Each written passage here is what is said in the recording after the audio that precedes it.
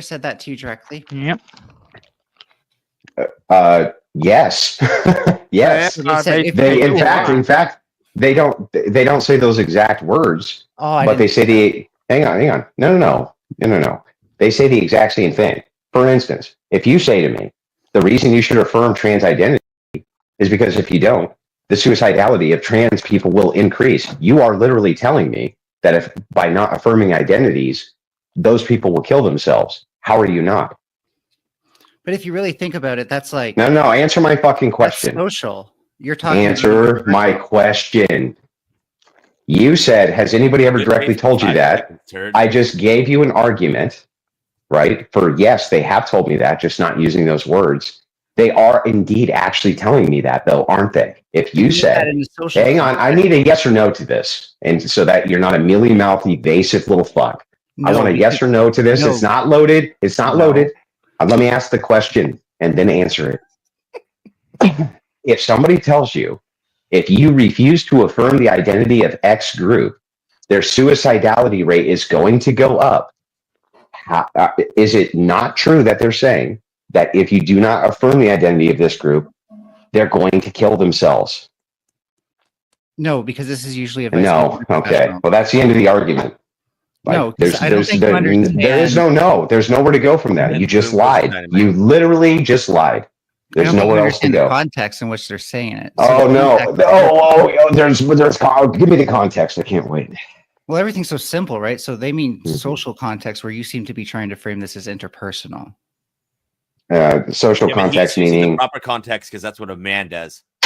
That's very strange. What's the distinction between social and inter? What's the difference between social and interpersonal context? So interpersonal would be like me saying to you, Andrew, if you don't affirm my pronouns right now, I'm going to feel suicidal. Social would be like attitudes and stereotypes and prejudice we have about groups and how we interrelate with those groups. Oh, I see. So you're using pedantry. You're saying, Andrew, they didn't say they specifically were going to kill themselves. Only that members of their groups were going to kill themselves. Great fucking argument. Great argument. Yes, that's literally what you just said. I'm pointing to different scales. So the point is that it's not interpersonal. It's about understanding the ways that people are part of groups and the stereotypes and prejudices we have. Yeah. Okay. So you're literally just saying back to me the same thing I said to you. If it's true that your group suicidality rate is going to go up, but not yours personally, we're looking at the social category, by me not affirming the identities of these people, does it increase the chances that they're going to commit suicide or decrease it? No, that would only be then directed at another group as well. It wouldn't be directed to you as a person anymore. Yeah, it's not. I'm not talking. Wait. So, okay, great. Sorry, a little more pedantry. If my whole group then doesn't affirm your identity, then your whole group, is your suicidality going to increase or decrease? Probably increase. Okay, great. So it's emotional hostage taking, but it's okay because it's not you specifically. It's just the group you're a part of. I just want to hang on. I'm just going to steel man your argument. Tell me if I'm wrong. Steel person. Here's the steel man. The steel man is Andrew. It's not if you personally won't affirm trans identity that more of them will kill themselves. It's if people who are like-minded to you don't affirm our identity, then we'll kill ourselves. Is that correct? No. Oh, okay. I'm sorry. Then who's my group? If it's not members of like-minded individuals, who's my group? The cis-normative majority. So like-minded individuals? No. People who benefit from the privilege of not being trans, for example. Well, that's not a privilege. Like, that's just normal, right? But again, it's very different from your framing that it's like it's someone saying it to you, basically. No, that's not what I said. Literally. And not only did I not say that, I just steel-manned your position, and I was correct. You're just saying that people who think like me, if we don't affirm that you're the sex that you want to be affirmed as, or gender, which is just both ends of the spectrum of gender are going to point to sex anyway, that you're going to fucking kill yourself. That's really, it's emotional hostage taking. How is it? You know, you keep going back to first person pronouns when I'm trying to explain it's groups. That's why it's ridiculous to kind of. Yeah, but you see, you're playing a cute little word game when you try and delineate it into groups and not personally, because there's no way you could judge whether or not somebody else is going to take their own life. The scope matters because I originally claimed that this is a social context that they're talking about. and not Okay, well interpersonal. let's find out if this is true. Let's test this logic because I don't even fucking believe you now that I've steel manned you. So let's just say There's one exception I can think of. Stop, bro. Stop. Well, I want to give you some credit. If me personally, had a trans neighbor, and every single day I told the trans neighbor, misgendered them on purpose because I didn't believe them, right?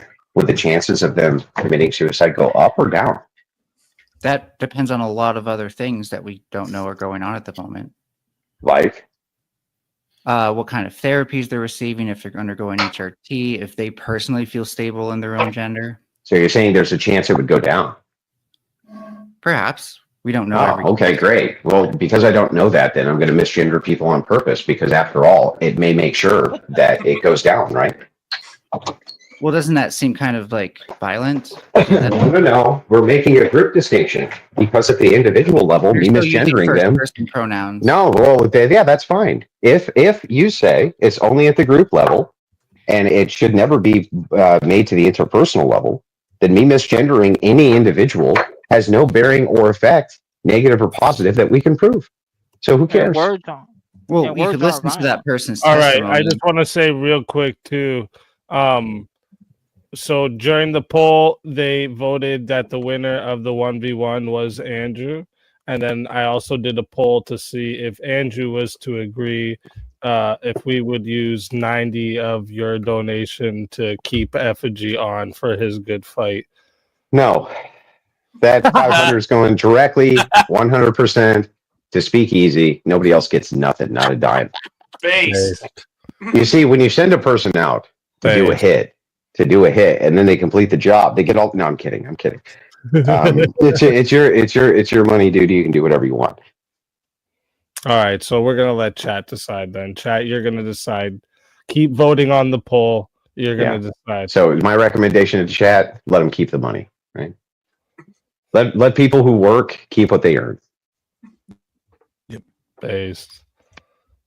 But Andrew, I do think of one example where it is more interpersonal actually, but this isn't in a social context that would matter to you unless you had a trans kid, and that would be like your own family. But usually like the solution to that isn't telling you you're awful, it's trying to get you to understand what your trans child is going through. You know, there are no trans children. Yeah. It's just made up fucking tribe. Yep. There's no emotional. Yeah. So no. Well, okay. So the only thing that would make a child trans is if you tell them they are. How would they know? They have no frame of reference. When do children start showing gendered behavior? I assuming you're a parent. When they go to government education. Well, it depends on what you. They start showing What do you? behavior, Well, what do you consider? Malleable. Yeah. What do you consider gender behavior? Like Let's playing say with GI Joes instead of Barbies? Let's say recognizing gendered faces, for example. What does that mean? Like recognizing a man's face from a woman's face. You mean when they can identify the distinction between male and female pretty early? Sure. Probably around 5, 6, 7 years old. Even earlier, 1 year old. No, I don't think it's that early. But maybe just for the sake of argument, even if it were true, I wouldn't care. It wouldn't hurt my argument. It would be a lengthy read, but I could post a source in a side chat. Do you know when they start making their own gender decisions? What is a gender decision? So going for certain types of gender toys and describing people. Yeah, so playing with GI Joes versus Barbies, I wouldn't consider this male nor female behavior. Yeah. So when you say gender, you're applying gender to the idea of things women want, meaning women meaning female, and things men want, meaning male. And I don't consider that to be male or female behavior. That you play with Barbie dolls or GI Joes is neither male nor female behavior. And would you argue that you could have women play with Barbie dolls and it wouldn't influence their gender identity, like how they perceive it? Like you couldn't turn them trans with that, for example? With Barbie dolls? Not Barbie dolls themselves, no. Okay. Around the age of 3, by the way, children start referring to themselves in gendered way, even earlier in some cases. Yeah. But they also refer to imaginary friends. So, I believe in Santa Claus. They know their gender. And finally, the most no. Stop. They don't know their gender. That is a claim too far. Yep. So here I'm willing to bite. I'm willing to bite many of these bullets because it not only doesn't hurt my argument, but who cares? But in this, no. No. You don't know your gender. And here, I'll prove it to you. Is it the case that there are children, many, in fact, children, who could say that they think that they're a girl, and then by the time they're 7, 8, 9, 10 years old, according to the data, grow out of that? The latest you would see that is 7, by the way. No, it's not. Sometimes it's as high as 16, and I have the latest study here to prove it. So the question is, isn't it true that more often than not, when somebody has a confused gender identity, they actually grow out of it more than they don't? The actual consensus in the science is that around the age of 7, you experience something known as gender stability, and you form pretty much all of your like memories and contexts around that. Then how come it is the case then that by the time most kids are 16 years old, right? If they had any gender confusion, they have grown out of it. Because that would be cognitive flexibility. For example, not everyone... well, then how come it always seems to allude to this sex they're born as? Andrew, hang on, but here's why I need to know. It needs to allude. It alludes to the sex they're born as, though. At 16, I need you to hear this, and then you can respond. Want to cut off, right? Bro, I do want to finish what I was saying. But I need to finish my statement, and you can respond. I promise you can respond. Calm down. But you're asking me. I just need to add the one thing so that you don't respond to the wrong thing. Fair. I just don't want you to respond to the wrong thing. So by the time they're 16, if they have gender confusion when they're under 16, they grow out of it. When I say grow out of it, meaning they adopt the gender identity, which is congruent with the sex they were born as. That's what I need the rebuttal to. Well, for one caveat, unless they're trans. But the more important thing is like the reason that we see gender flexibility after the age of 7 is because there are really like, if you think about what is gender flexibility? No, as I say that, I meant to say cognitive flexibility. Oh, okay. Cognitive flexibility. Gotcha. Okay. In regards to gender, is because like, for example, there's lots of ways to be a man, and not every single man lives up to 100% of them. So during that time, teens are often like introspecting and thinking like, well, why doesn't this thing apply to me if that's what a man is? And so they may start to like think about like, for example, very autistic people might think like knitting makes them feminine. Yeah. So then those would be effeminate men. Right. Because they knit?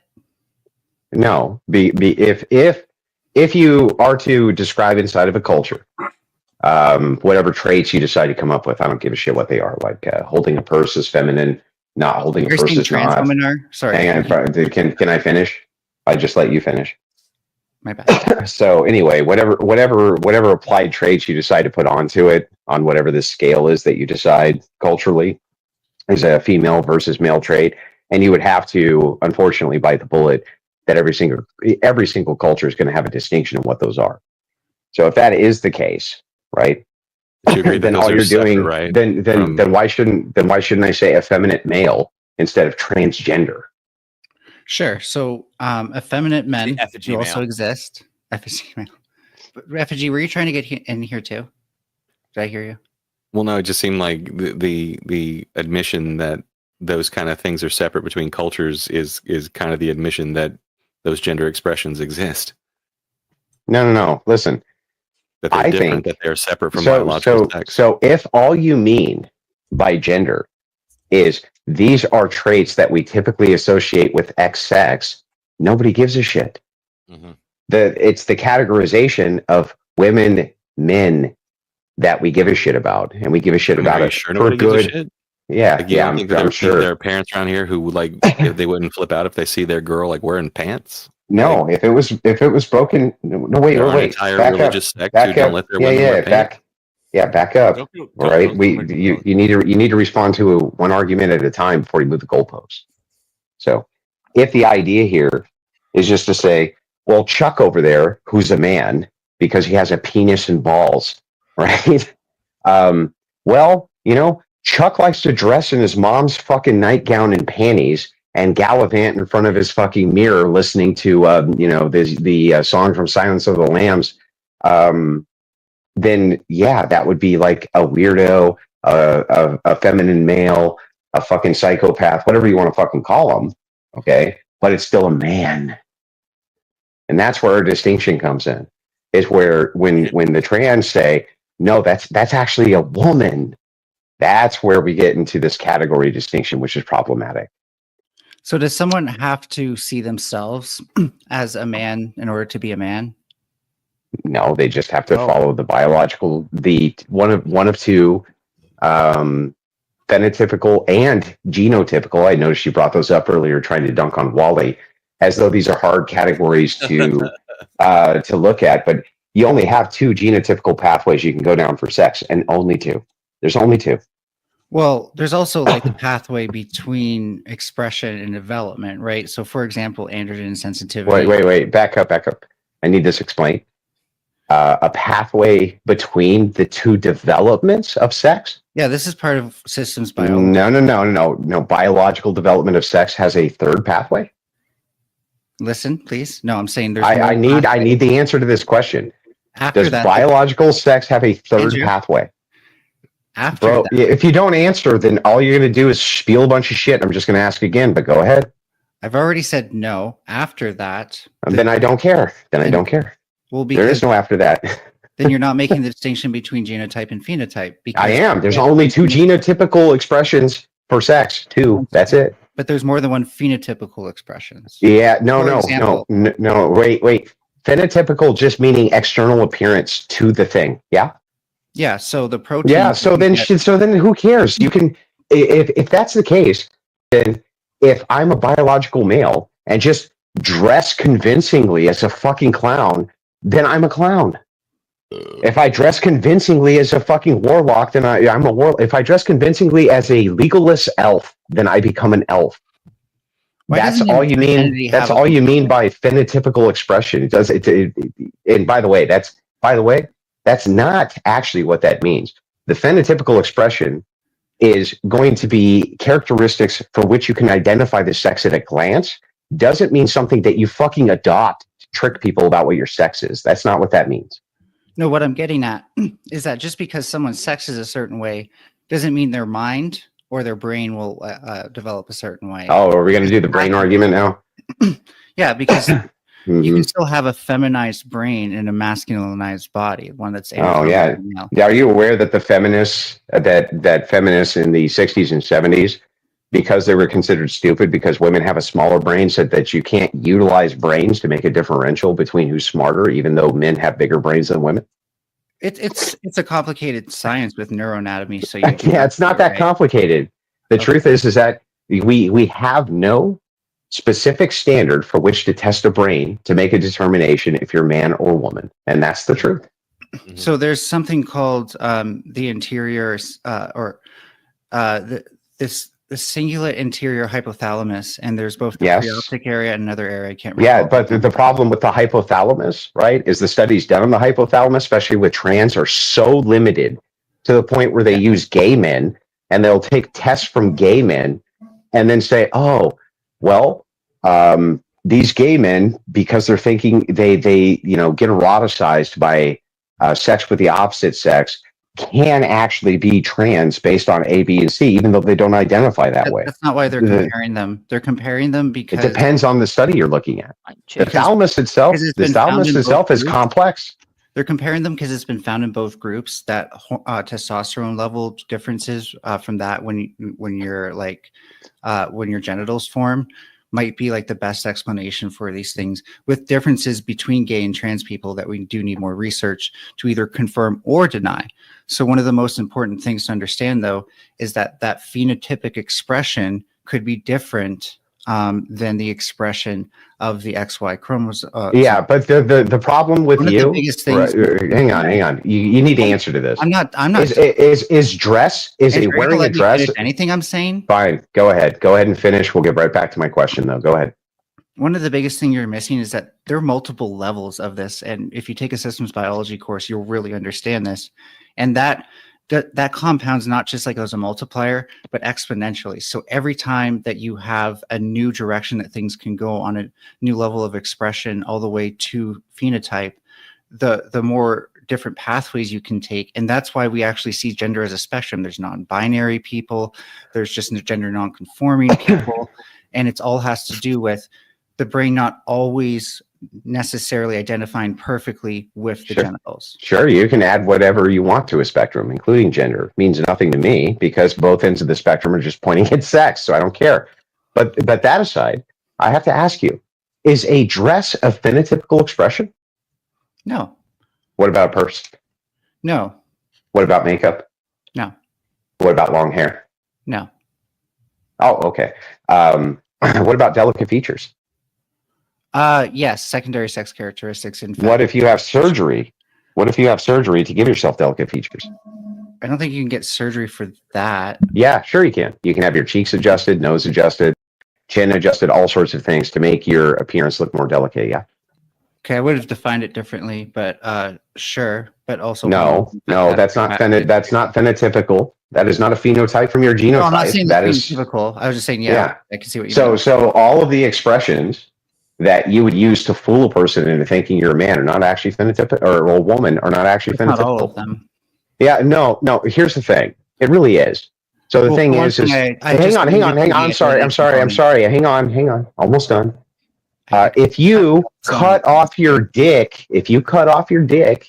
and then have an open wound that somebody cuts into your body that you have to literally stick something into in order to dilate it so it doesn't close up. Hang on.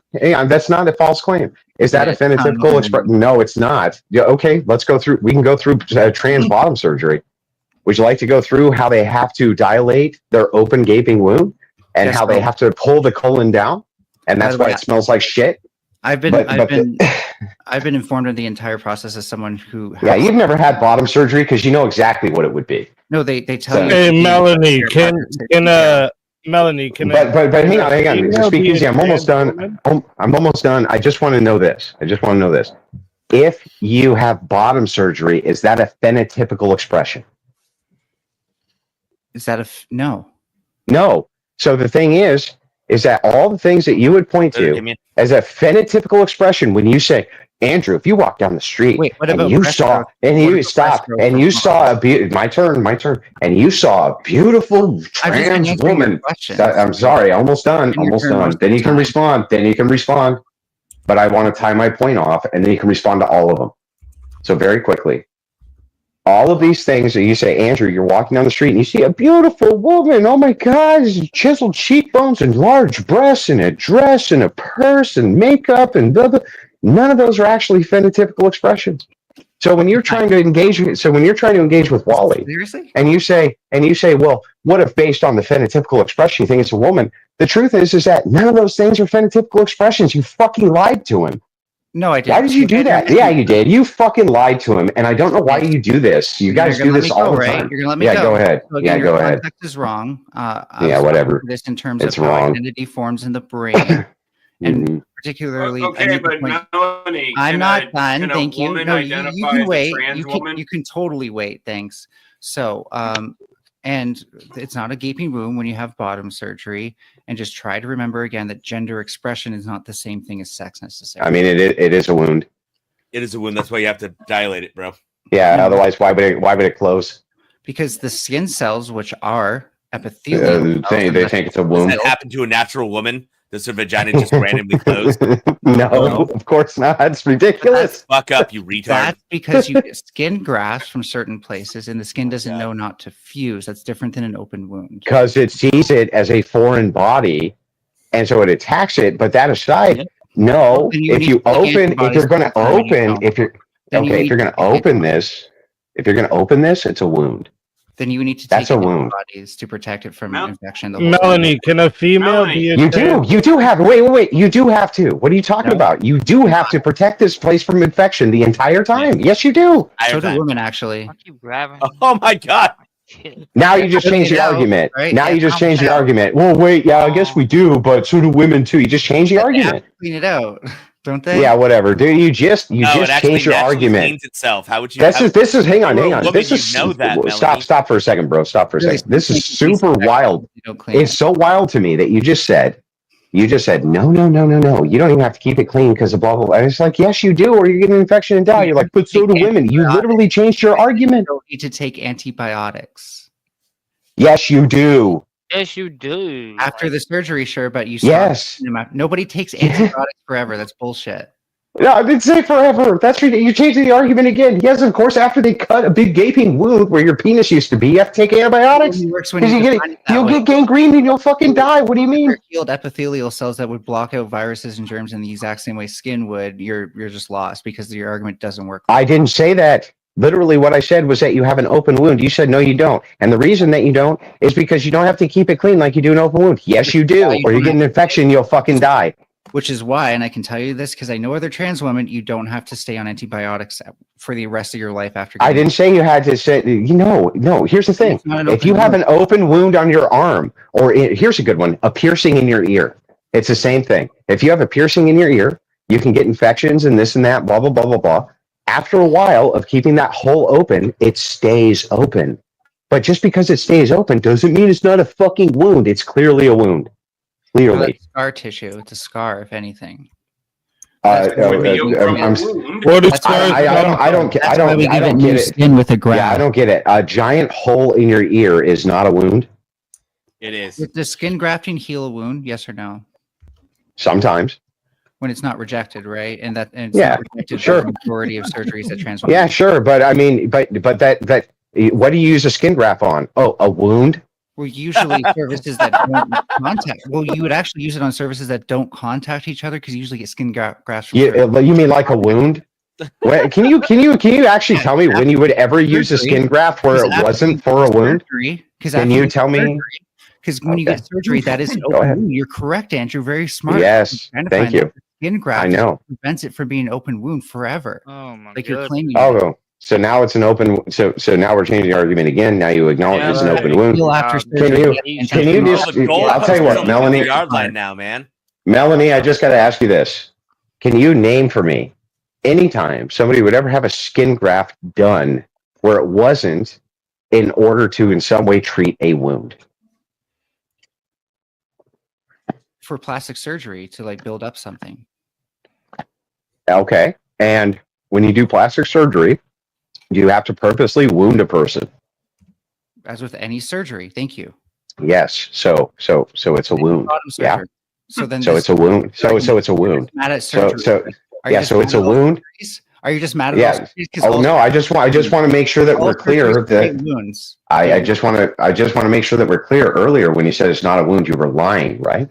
No, I said it. You said it remains an open wound, and I said it does not. No, that's not true. What I said is it's a wound. You said it's not a wound. Backtrack the VOD. He's backtracking right now.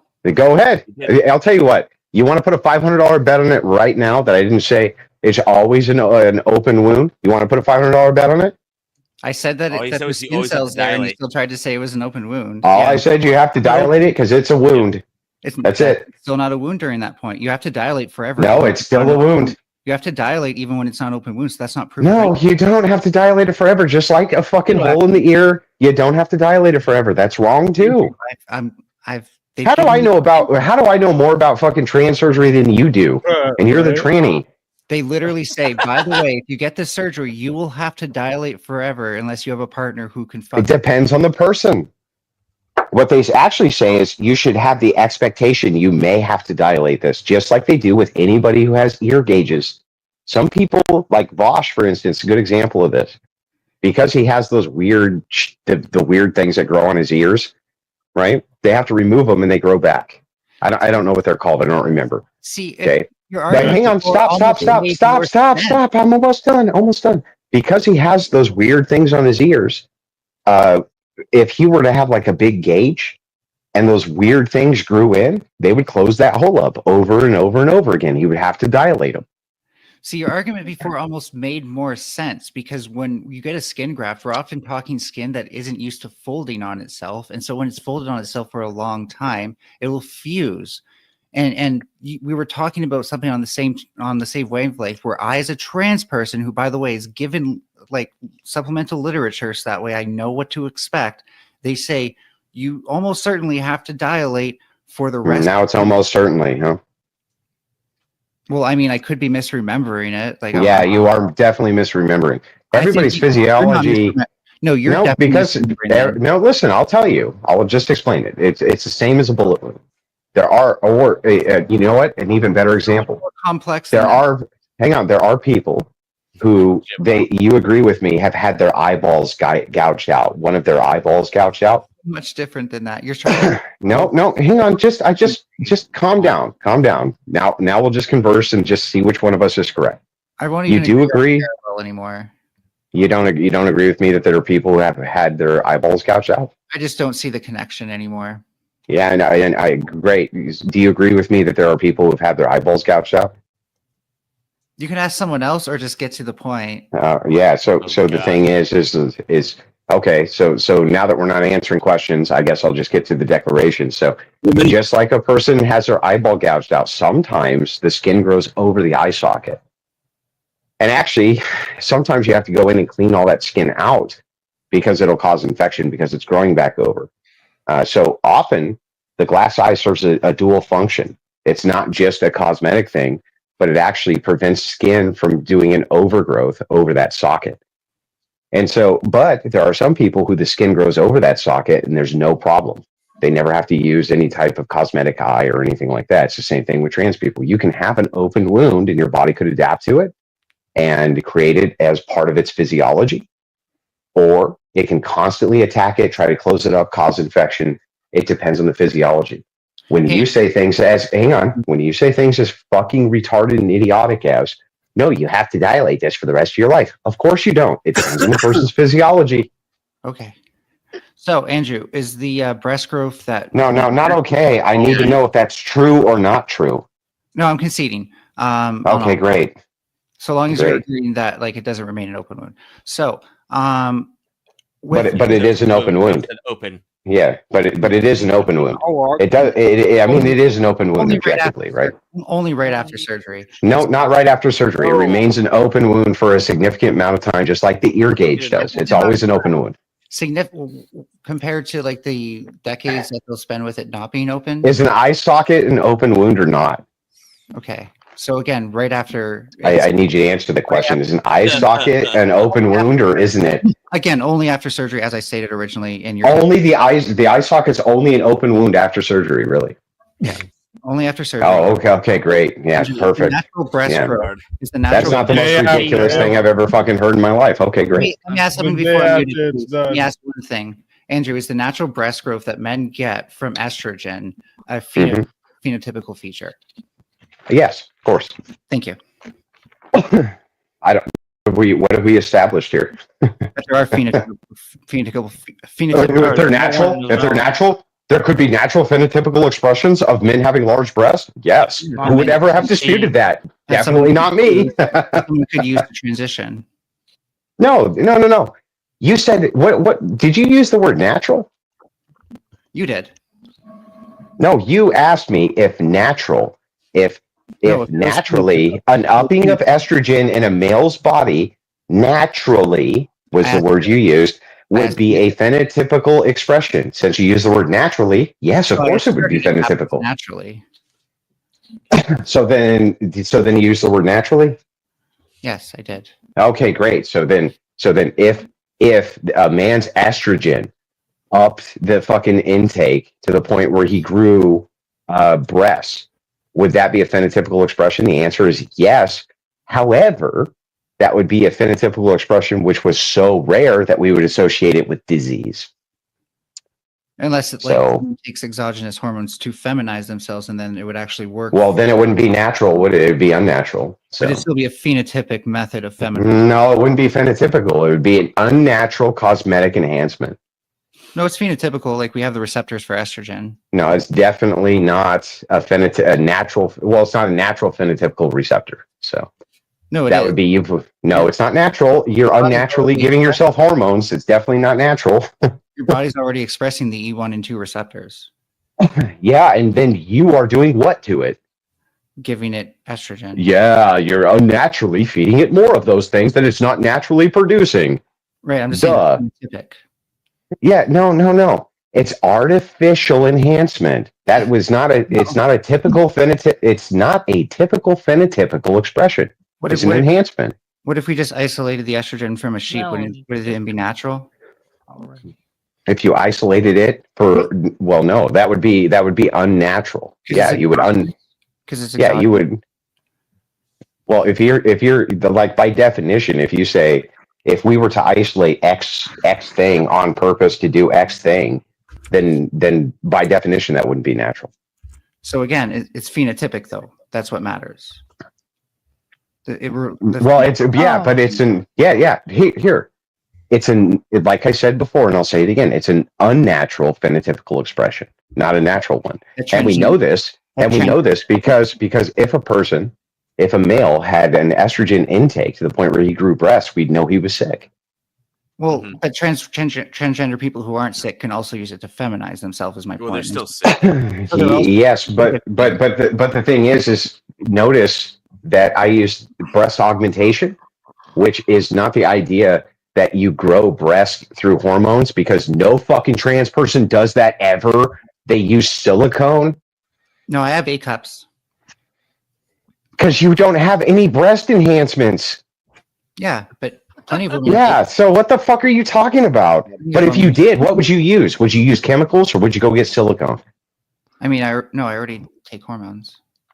Yeah, okay, and you have A cup. So if you wanted to have big boobs, what would you do? What would you use? What would the method be for you if you wanted to have big boobs? I want to try the suction thing first, actually. Yeah, great. What method would you actually use if you wanted D-size cups tomorrow? Yeah. What would you use? The vacuum method. What is that? It's like a vacuum pump, and you put them on. And how much is that going to grow your breasts? I don't know. That's what I'm saying. I'm going to try it. Oh, okay, great. So if you wanted to have D cups tomorrow, what would you do? Oh, definitely not like breast enhancement surgery. You Yeah. don't go straight to D's. Why not? I want to give things time to stretch. Don't you know that? Okay, so C's, if you want to C's tomorrow. Maybe with that, I guess silicone. Yeah, sure, silicone. Yeah, silicone. You mean like all of the male to females do? Except for me. None of them use. No. Listen, in this case, if you wanted breast enhancements, you would use silicone. But this argument would apply to a cis woman too, right, Andrew? That's also what they would do if they wanted to go from A to D's overnight. Yeah, and it wouldn't be a natural phenotypical expression either, would it?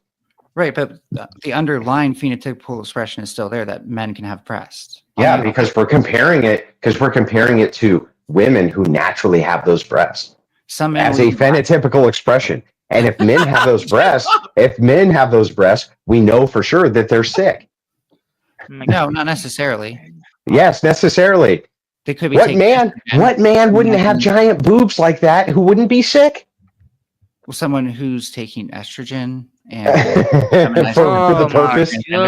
Yeah. Do you know what? Hang on. Do you know what the primary reason men take estrogen for? It's if they have cancer. Because estrogen blocks. No, I'm serious. It's because the estrogen blocks out the cancer cells. It helps, especially with colon and bowel cancer. My example was about someone. It's the number one reason that a man would have breasts is because they're sick. It's the number one reason. Jess, congratulations. It doesn't apply to being transgender. Yeah, I know. That's my whole point, is that anytime you use these as examples for why a phenotypical expression in a woman is fine, because there's also men who have breasts, and then we break it down, we realize, because it's actually an unnatural phenotypical expression, and we know that because we associate it with sickness, which is why we know what is a man, what is a woman. All these arguments break down so easily. Is androgen insensitivity syndrome unnatural? What is androgen insensitivity syndrome? So basically, these girls are born with XY chromosomes, but they're 100% phenotypically female. So sure, yeah. This happens with what is the M, like Morgellons syndrome or Morgellons syndrome? I don't remember what it is, but that's men, all of them who have XX chromosomes. It's the same thing. Is that natural? Yeah, but what's really interesting about these cases is that the phenotypical expression is that of male. Yeah, no, I agree. Or that of female. So the thing is like who cares if you have XX chromosomes, and it's never XX, it would be XXY, and your phenotypes is that of a male. You still only have the male reproductive path. You're still using semen in order to impregnate, never ova. Yeah, well, so there's no case where it's ova. So since that is the case, it doesn't matter if their chromosomes are XXY. did you know that like the only time the Y the Y chromosome still plays a role in females, but it has to be blocked. What the fuck are you talking about now? Like how many of these arguments do I need to blow? I just blew your. Do you realize how badly I just blew your last argument out? You literally just said. You literally just said. What about people who have these diseases? And I said, well, they only have one reproductive pathway, and you're like, yeah, that's true. It's so funny to me. Yeah, Wally, but like, no, that's not always true.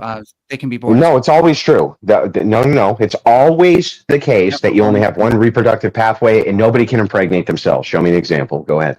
I never made claims to impregnate. Well, then you only have one reproductive pathway. But you still can have hermaphrodites. And hermaphrodites cannot impregnate themselves, and they only have one reproductive pathway. A hermaphrodite can either produce semen or ova, but never both. They can never impregnate themselves. Okay, but they still. What you would be looking at there would be a chimera, but chimeras also cannot impregnate themselves. So there are some chimeras who can produce both ova and semen in very, very small quantities, but they still only have one viable reproductive pathway, all of them. Thanks, I was going to go there anyways. But the point being that like nothing's really set in stone when you think about it, right? There really is a bunch of pathways that so long as we're not there's only two pathways for reproduction, too. See, I think you're confusing normativity with mental illness here. I'm giving you complete biology. There's only two reproductive pathways. You're seeing that most ova, semen. That's it. You're seeing that most people develop to identify a certain way, and so you think that trans people ought to. But the reality is that, what are you talking about? Ought to. I'm giving you an is statement. They are what they identify with the reproductive pathway. This is really strange. Okay. Got it. You don't identify with your reproductive pathway. I totally understand you don't identify as your reproductive pathway. What I don't understand is why when I use the word woman, which literally is pointing at your reproductive pathway, I'm wrong. So would you say of infertile woman is less of a woman? No, of course not. Right, because you still meet them on the street. You still use she. They still have a viable reproductive pathway. Well, she's infertile, I just said. No, it's associated with a viable reproductive pathway. It's not so a woman. Fertile. Yeah. It doesn't matter if you can't have children. You still developed along that reproductive pathway, even if you can't reproduce. But these are things that, like, if you met someone on the street, you wouldn't know that they have these things, right? So what? Yeah. So but I would be able to identify that they were a woman or a man based on the reproductive pathway they developed under. So with the point of gender being different, though, like those things become irrelevant because you don't check those things in people. They don't become irrelevant because gender on the spectrum only points to these two things. When you say a spectrum, one end of the spectrum is male, one end of it is female. What I'm saying is that the only two viable options are the two ends that this gender thing is pointing at. So it's irrelevant. The relevancy of the spectrum would be that people can be in between and even independent of their like biological reproductive function. How? Change they were born with. Transgender people would be, right? Like identifying. No, they wouldn't be. They would still only have the reproductive pathway that we would associate with their sex. That's it. But okay, so again, if you met a passing trans woman on the street and you still have to gauge if to use he, him, or she, her pronouns, right? Sure. Yeah. No, I could be tricked for sure. I'm talking about components of gender expression and the things. Can a female be a trans woman? And I'm telling you that but you forgot. Hang on. I can be tricked. I agree with you. I can be tricked. Sure. There might be somebody out there who looks so much like a fucking female that I can be tricked. It happens in the movies all the time. You go to the movies and there's okay. I'm trying to answer your question, but okay, you go ahead. My question would be like, don't you understand that like when we stop checking for those things, when we gauge someone's gender, if they're a man or a woman, things like reproductive capacity don't really matter until you're thinking about sleeping with them. Okay, great. If that is the case, then what happens if I meet up with somebody who I know for sure is a male by looking at them, but they say they're a female? They say they're a woman. I think it's respectful to, Right. So then the idea here really has nothing to do with the fact that there's some people who can trick me into believing that they're women, but rather the ones who cannot trick me into believing that they're women, which is the vast majority of them, I still need to be respectful and lie to them. Correct? So wait, if you're not going anywhere to do with gender, Can you answer my question and then ask me one? well, I want you to concede that gender is different. Can you answer my question and then ask me one? I don't think that's relevant to the assertion I was. I would really love it if you would answer my question. So I'll just go ahead and repeat it. And then when you answer it, then you can ask me one and I'll answer it. I promise. So here, I'll ask it again. So is it not the case from sex? that since most people that I would run into who are transgender would not pass, and I would instantly know that they were men, and if I should still address them as women, are you not asking me to lie to them? This is why we need trans kids, because then they can actually transition before people. I wonder if you're going to are you going to answer my question? Are you conceding that gender is different than sex? Because I feel like that's asking me a question. I know. I just want you. Why won't you answer? You bad faith fuck, answer my fucking question. If I run into a non-person, I can completely tell that that's a guy with a dick. My answer is right. The same. So you want to answer? So then shut up. Shut up. We're done. If you want to answer, then we're done. I think it's bad faith to pivot without conceding. Yeah, whatever, dude. You won't answer the fucking question, so that's it. He pivoted because that question there was no pivot. Every time. There's no pivot. Yeah, I would really love an answer to the question. If I run into a trans that doesn't pass, do you want me to lie to them? Okay, I'll just take for granted that you're conceding gender is different than sex. I guess the thing that ramped it up and really brought everything to the head was the whole purity culture thing.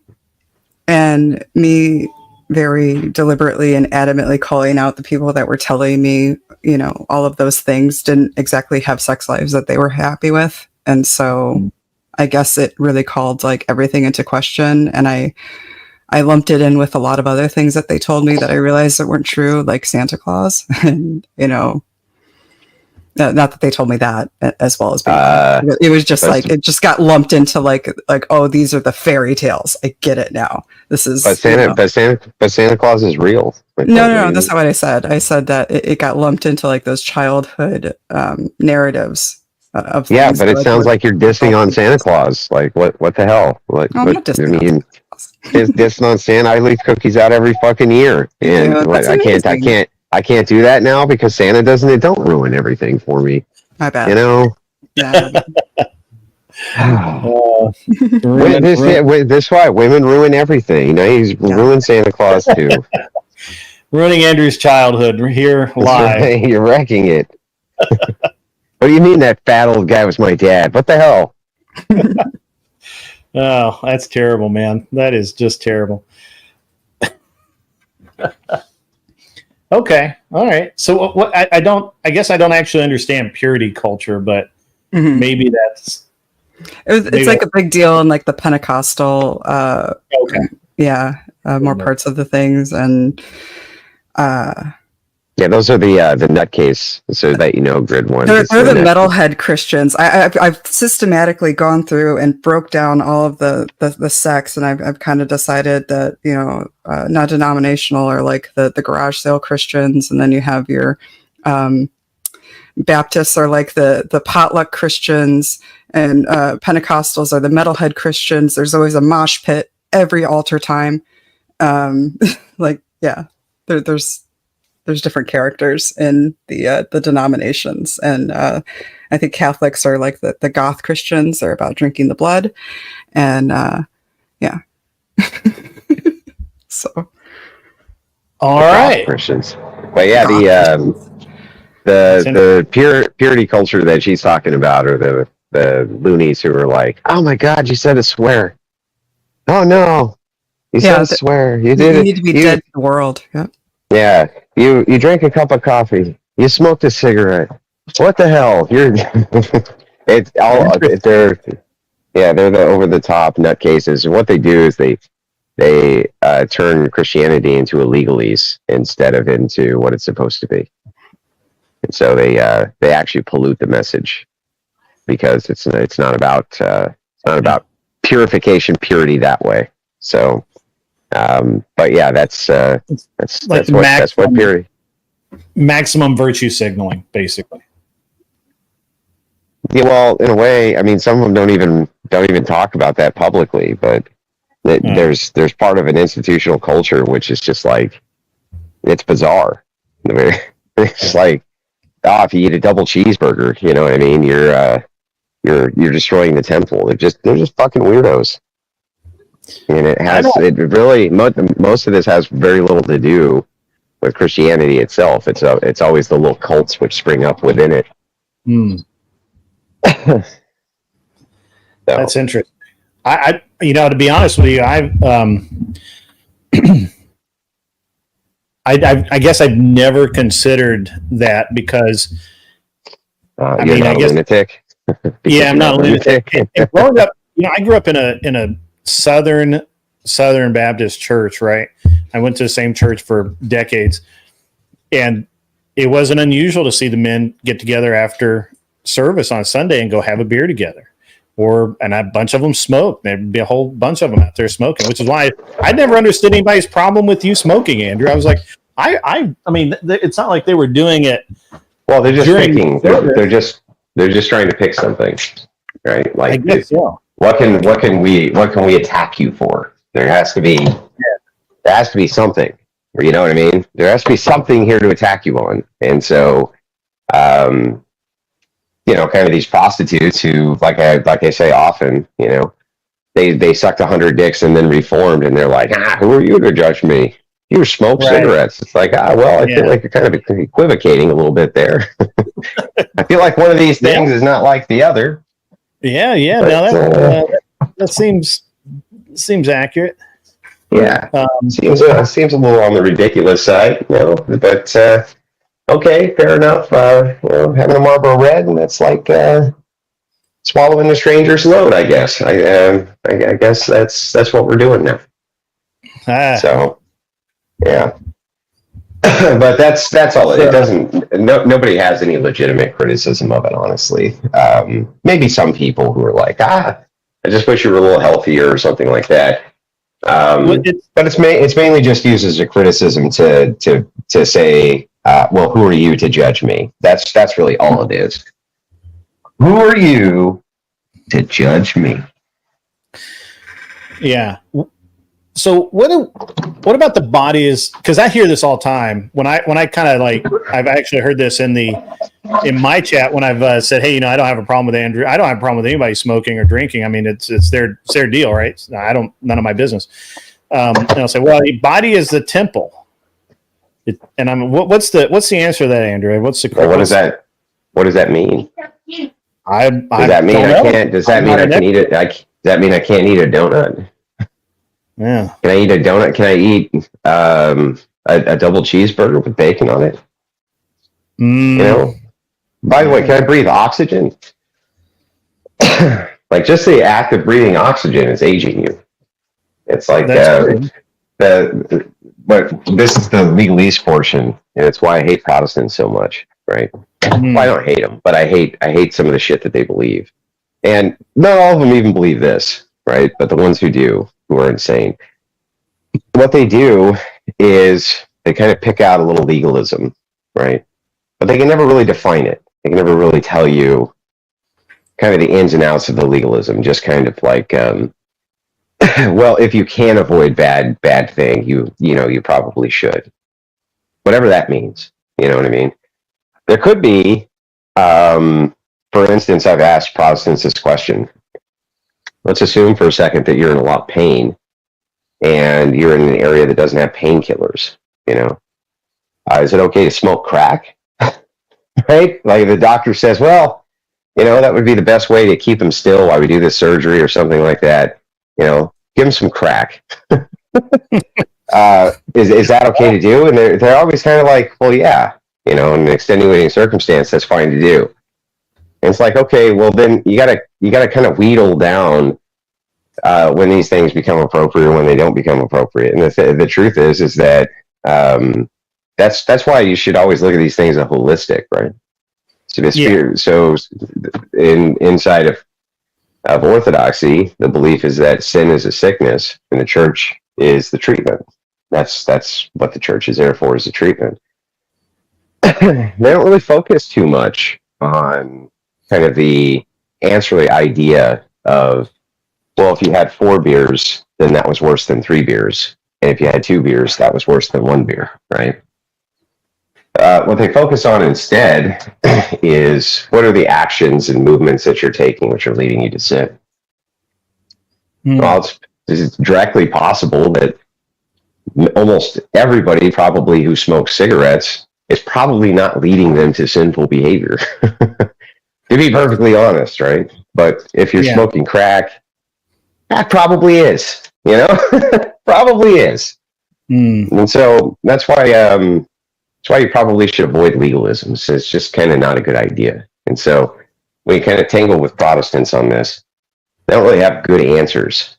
You know what I mean? Because they don't really understand what that means. It's not the idea is not. I've actually heard Protestants say drinking wine is sinful. I'm like, well, so Jesus was sinning. What are you talking about? It was a different kind of wine, Andrew. Come on, you're splitting hairs. Or you can get the take that, oh, you can do some of these things, but they just can't be fun. If they're fun, then it's a problem. Then you're reveling in sin or something like this. They get really knowledgeable about it too, like about the whole turning water into wine, and they would say, "Oh, Jesus only did that because it was safer to drink wine than water at the time." Yeah, right, exactly. Yeah. But the thing is, when Jesus turned water into wine, it was for a party. It was for a celebration. Yep.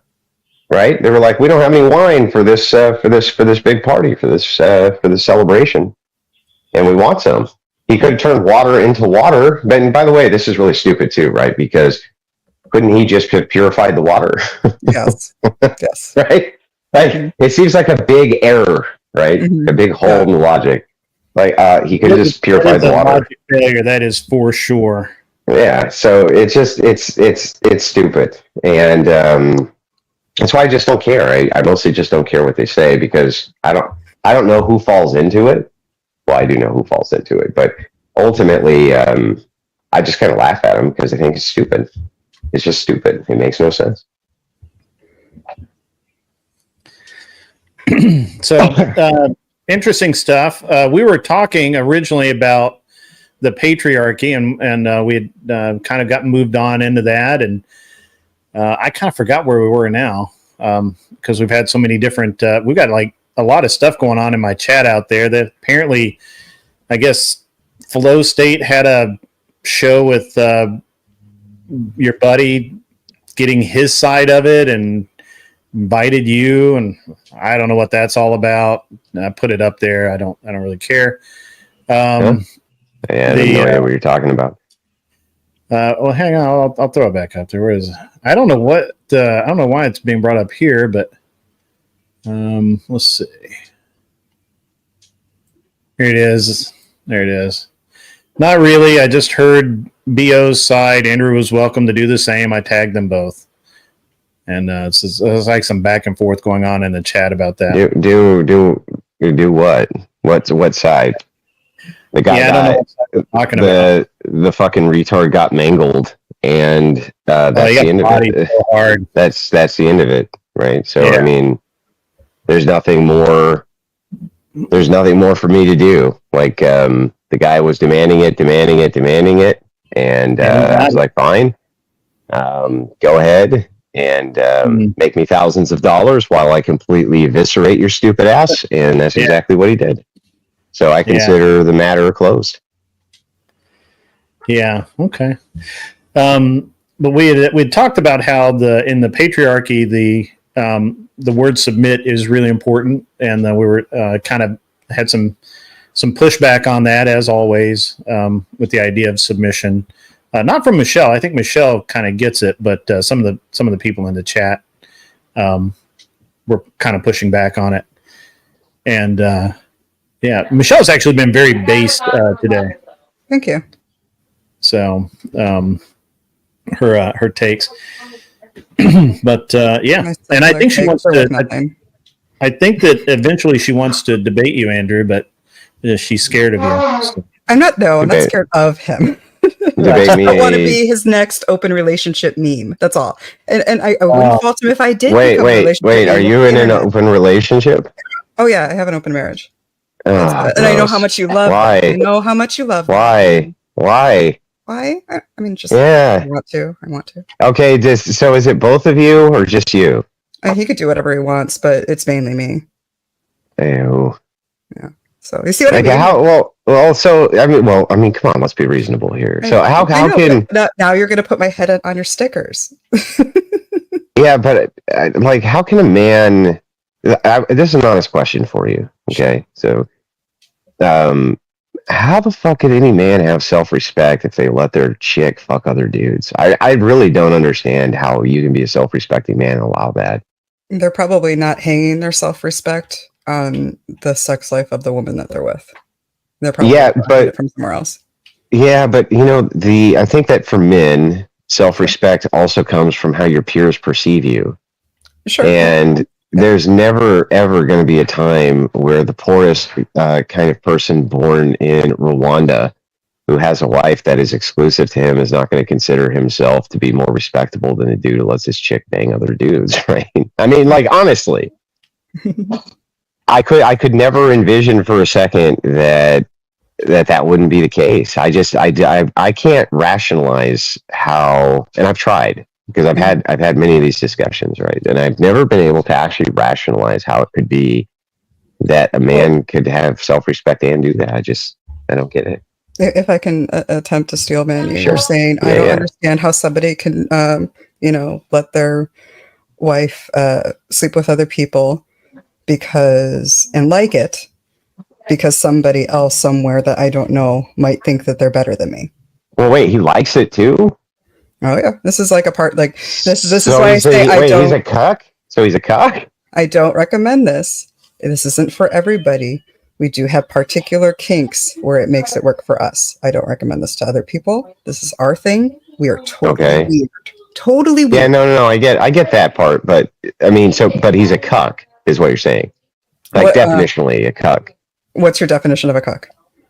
So I would have, I think it's multi-definitional, but I'll give you kind of the most charitable that I can. The first is that you let dudes bang your chick. That would be a cuck. Or a person who unknowingly to them raises another man's children because they were lied to about paternity. So the one gets at the root word of it. Sure. And then the other one gets at the commons word of it. And the reason that in the comments are calling, the reason in the comments they're saying that if you let other dudes hump your chick, the reason that would be cuckoldry is because the assumption there is you could again be unwittingly raising somebody else's child, right? That's why they would call it a cuck. So. Right. So, I believe the actual definition of a cuckold is somebody who has an adulterous wife. Adultery would be, you can define that as sex outside the marriage, but there is usually some sort of unknown factor. This is something that is very open between my husband and I, and there is no unknown factor. Before we opened our marriage, I had surgery.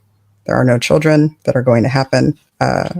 Before this even started, I even saw the doctor and even came up with a plan of how to test and handle those things. My whole thing is reasonable people can have sex very safely and reasonably, and we have the resources to do so. As for the slang term of a cuck is somebody who is just we covered the unwittingly thing. This is somebody who just lets somebody bang their wives. Well, then strictly by that slang definition, then it's okay, it is what it is. But I don't base my life off of Urban Dictionary. A cuckold. It's not. It's Merriam-Webster. So that would be Merriam-Webster cuck 2 of 2 verb to have sexual relations with a spouse or partner of someone else. Okay. That would be a cuck. So strictly, yep. So that's not urban dictionary, right? That's and the reason that would be included is because all words have a defining in to go into what the definition is. The defining in is going to be the root, and the way that words are used in the commons are always going to refer to the root, right, or where it begins, like frickin' for fuck, for instance, right? These types of things. they always have a root. But in this case, in the verb setting, yeah, it's to have sexual relations with a spouse or partner, and that is at least to Merriam-Webster. Now, I mean, you can be when you're talking about semantics and definitions. I guess you can kind of define it however you want. There's not much I can do about it, but I would say that it would be a really hard argument to make that in the commons when somebody says the word cuck that they don't mean dude whose wife gets humped by other dudes. Sure. And I wouldn't argue that that's not what that means. Like that. I say, okay, what is a cuck? And then whatever definition you're going off of, I'm not going to argue that he's not. If it is what it is. And how long have you guys been married? 12 years. How long have you been married again? I think pretty close to 14. I want to say, or more. I thought we were pretty close. It sounded like from where I've heard you. I don't ever fucking remember. I don't remember because I don't give a shit. Right? A long time. Yeah. At least over a decade. But I think I think like 14. Yeah. No, I don't ever remember any of that shit. I don't remember anniversaries. I don't remember birth. I do remember my two of my daughter's birthdays because they're very close to each other. But other than that, I always have to get reminded. But yeah, I think right around there. Okay. So, but how long were you in an open relationship? This one or any open relationship? Like, no, the one that you're married. Lifestyle or just this marriage? Just this marriage. Just this marriage. I'd say it was always understood that it was going to be open, but we spent about 3 years establishing. I had another baby, and then after that, I'm not really interested in opening up. And it was probably about 1.5 years afterwards that I had the baby that I said we should start looking to open things. Oh, gotcha. So, I mean, this lifestyle, this is not something that you'd want your kids to do.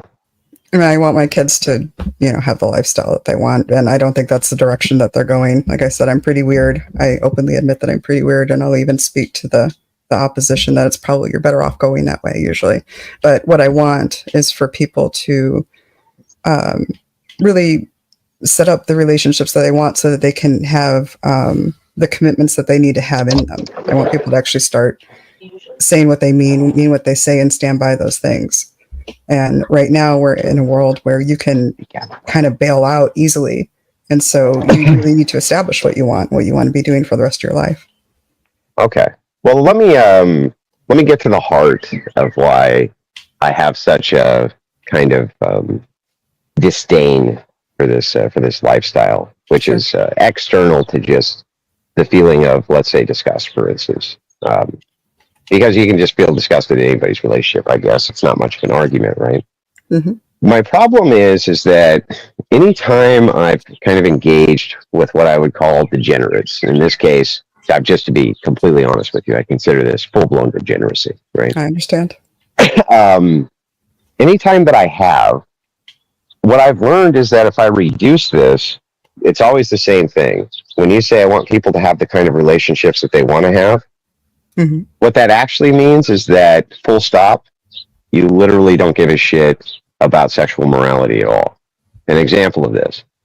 Assume for a second, I got to do it, right? But assume for a second that there was a brother and a sister, and the sister couldn't have kids. Would you have any moral objection whatsoever to them having sex with each other? I don't know. I'd have to think about it. How come everybody always has to think about it? It is something we kind of ponder about, honestly. And we actually start, because I think sex is morally neutral between two adults. I think it could get pushed one way, the other. Like if it's two just normal adults that aren't in any sort of committed relationship and there's nobody else that needs to know about it and they decide to go have sex, that they can go ahead and go do that. Now, if one of them's cheating, I think that pushes it the other way to an immoral sexual encounter. I think why would that be immoral? What would make that immoral? Because it goes against whatever relationship boundaries the other person has set up if it was understood that they were to be but why should we adhere to any of those? Because that was the standard. That was the understanding that person entered in willingly with the other person, and now is then violating it. That makes it immoral. Yeah, but it's a subjective standard. So who gives a shit, right? Like, so if they go, well, you know what? I changed my mind, and I think that cheating is not immoral, so I'm just going to do it. Mm-hmm. Like what actually then basically he decided to basically end his relationship with the understanding it had at that moment and decided to go against the relationship. Yeah, sure. But what would make it objectively, what would make that objectively immoral? I don't believe in objective morality. Right. You don't believe in objective morality. So there's no possible way that you could ever give a moral reason for why it would be bad for a brother to fuck his sister. No, I wouldn't give any objective morality to sex at all. Yeah. So, I mean, but you couldn't even give a moral reason, right? Even a subjectively moral one for why a brother shouldn't fuck his sister. Oh, I think I could definitely say it would be a bad idea. I could say it would ruin the type of relationship that they have and the type of relationship that should be preserved that is also precious. Well, it could do that, but it also may not. Most likely would, but that's the case with open relationships, right? It most likely is going to fail. 95% of them do. Yeah, that's because monogamous people go in and play and fuck up their own relationships.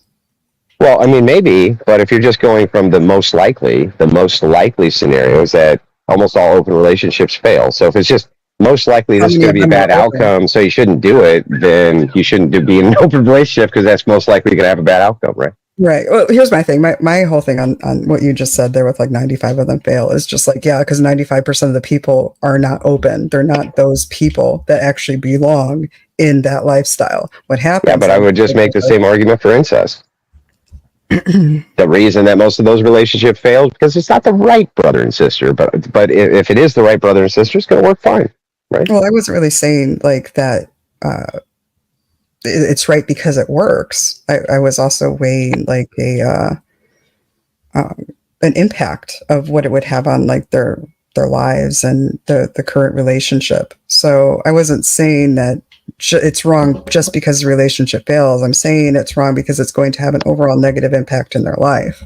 But so does having an open relationship by the numbers. It's the same criticism. Okay. So essentially any criticism that you would levy against incestuous relationships, whether they be societal impacts, personal outcomes, or societal outcomes, you can levy the exact same criticism at open relationships, and yet it would actually be worse. I think likely the rates of incestuous relationships that work out might even be higher than open ones. Do you have any evidence to support that at all? Yeah, I think that the failure rate, it's hard to document, of course, right? Like it is for open relationships. To document. But yeah, it looks like the failure rate is 80%. And then for open relationships, 95%. Mm-hmm. So then that would indicate that. Now, mind you, right, when it comes to sociological studies, I'm going to be maximum charitable here and say, I think that our sample size distinction here is not going to be very good because the amount of people who would admit to being in an incestuous relationship versus the amount of people who would admit to being in an open relationship, definitely the stigma towards one is much higher than the other. So I think that the numbers you would get would be kind of wildly varied. But I would say that it's probably not any higher than 95. I'd say at least 5% or 3% must work out, just like in an open relationship. So the criticism would still be the same either way. But your criticism is basically you should do it because it won't work out, as in the longevity of the relationship won't proceed. No. I'm saying that brother fucking the sister is immoral, and in Andrew Wilson's society, you get put against the wall for that. Right. That's what I'm saying. Right. So in Andrew Wilson's perfect society, you get the wall. So if that's the case, right, and I'm saying it's objectively immoral and it's been divinely commanded that you do not do thing, right? You're saying, well, I don't believe in objective morality, especially when it comes to sexuality, but I don't believe you. And let me explain why I don't believe you. Do you think that it's a problem for a person to pick up roadkill off the street and have sex with it? Do I think it is a problem? I think that's gross. Yeah, I know you think it's gross, really, but is it immoral? Is it immoral? Yeah. I would say it's immoral because there's like I wouldn't want like chlamydia rabies to get released somehow. Like, I mean, it's the same reason why I don't think people should. Okay. So they a company creates a digital machine which can scan the body of the dead animal to determine whether or not it's going to give you a communicable disease. Okay. And you have that device, You scan the animal. There's no communicable diseases. Is it immoral to have sex with it? I can't say it's immoral. I just have to say you can't say it's immoral. Okay, so then let me ask you. So then let me ask you this. So a guy lives alone with grandma, and they live way out on some island somewhere. Okay, and grandma dies. She croaks. Okay, and he digs up her body frequently and has sex with it. Is that immoral? Yeah, that one. Why is that? Why is that immoral? There's like a human decency aspect to that. Wait. But not to fucking your sister? There's not a human decency aspect to that? No, there is, actually. Which is like how I want to think about it a little bit more. Because, I would say that there's a human decency aspect to fucking your sister or roadkill or a dead body. Right? Yeah, and that's why we see things as gross. Like, there's actually a mechanism in our brain that sees like people doing other things like as like repulsive and gross, and like I can actually like open relationships. The thought of somebody fucking forking your chick. Nurses don't think that people vomiting next to them is gross, but I would be hurling along with them. They do think it's gross, right? I mean, they would prefer not to clean it up. That's just part of their job. They still think it's gross. You can get used to something which is gross, but you're never going to lose the fact that you think it's gross.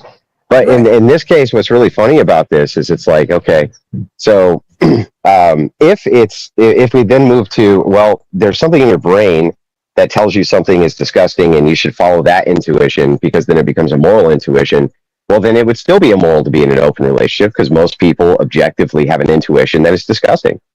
Okay. So like all of these roads lead to shouldn't do it, even from your worldview, right? Well, I don't necessarily think that people should do things because of my worldview. I actually think that people should do things based on their worldview. I don't think people should be policed on my sensibilities or your sensibilities. Do you think I should be emperor of the United? You think I should be emperor of the United? Oh, I lost you. You lost him too, Grid One, right? Yeah. Okay, good. Just want to make sure. I think he's outside, so he may have walked too far away from his house. Okay. He'll be back. That was a great. Hey, by the way, I always give Andrew when I stream. I give Andrew the link, so if he wants to come in, he can come in, and he chose to come in. So I did not set you up. No worries. No worries. All good. It was hilarious though that you said you wanted that. I kind of wanted to debate Andrew, and then there's Andrew right there. Yeah, not exactly how I wanted this to go down at all. Like, I definitely want to be prepared and want to think about these questions. He's all off it's good practice, huh? Yeah, can you guys hear me now? Sorry about that. I can hear you now. I'm gonna step away from the camera for like 2 minutes, guys. Just keep going. You guys are doing great. Yeah. So I was just saying, if I were to declare myself unilateral emperor of the United States, and then all sexual deviants get put against the wall, obviously you would think that was bad, right? I'd be going against the wall, yeah. But you would think it was bad. So I don't think that you would just say, when you kind of make the blanket statement of, I think people should just follow their own morality. I mean, obviously, if that was me following my morality, you would not be for me following my own morality. You would want me to follow something more akin to yours, right? Morality on other people. To do that, you just had to become emperor of the world. Yeah, but what's wrong with right now as we have it, we all actually do get to follow our morality. We already have the rules in society that we need to play by, and they are. No, you don't. To be of age. You don't get to. No, you don't get to do. You follow your own morality. I mean, you can't. You can't be like, I'm going to go out and rob somebody because I think it's moral. Can I just finish though? Right now, we already have the rules of society that we have for sex, and they are that you need to be of age and need to be consenting, and you needs to be another human being. So we already have those set up. No, that's not true. So let me give you some additional rules that you kind of left out. If you fuck your sister, you go to prison. If you fuck your sister, you go to prison. If you fuck your father, you go to prison. No, in all states, it's illegal. Rhode Island actually decriminalized it. No. In Rhode Island, you still actually can go to jail for doing this. You can't go to jail for hiding that you're doing it, but if you make a public declaration, you can still go to jail. You know what else? Here's some other sexual morality codes. For instance, you can't marry multiple people. That would be polygamy and bigamy. So it's like kind of this idea of well, the way that we live right now is you can sexually just kind of do whatever you want, man, and no one cares. Well, that's not really true. The truth is no, it's not true. You go to jail if you help your sister. You go to jail if you help roadkill. You go to jail if you help dead bodies. You go to jail for all this shit. Yeah, we definitely have our rules that we already live by in society. And the thing of it is I'm not breaking any laws.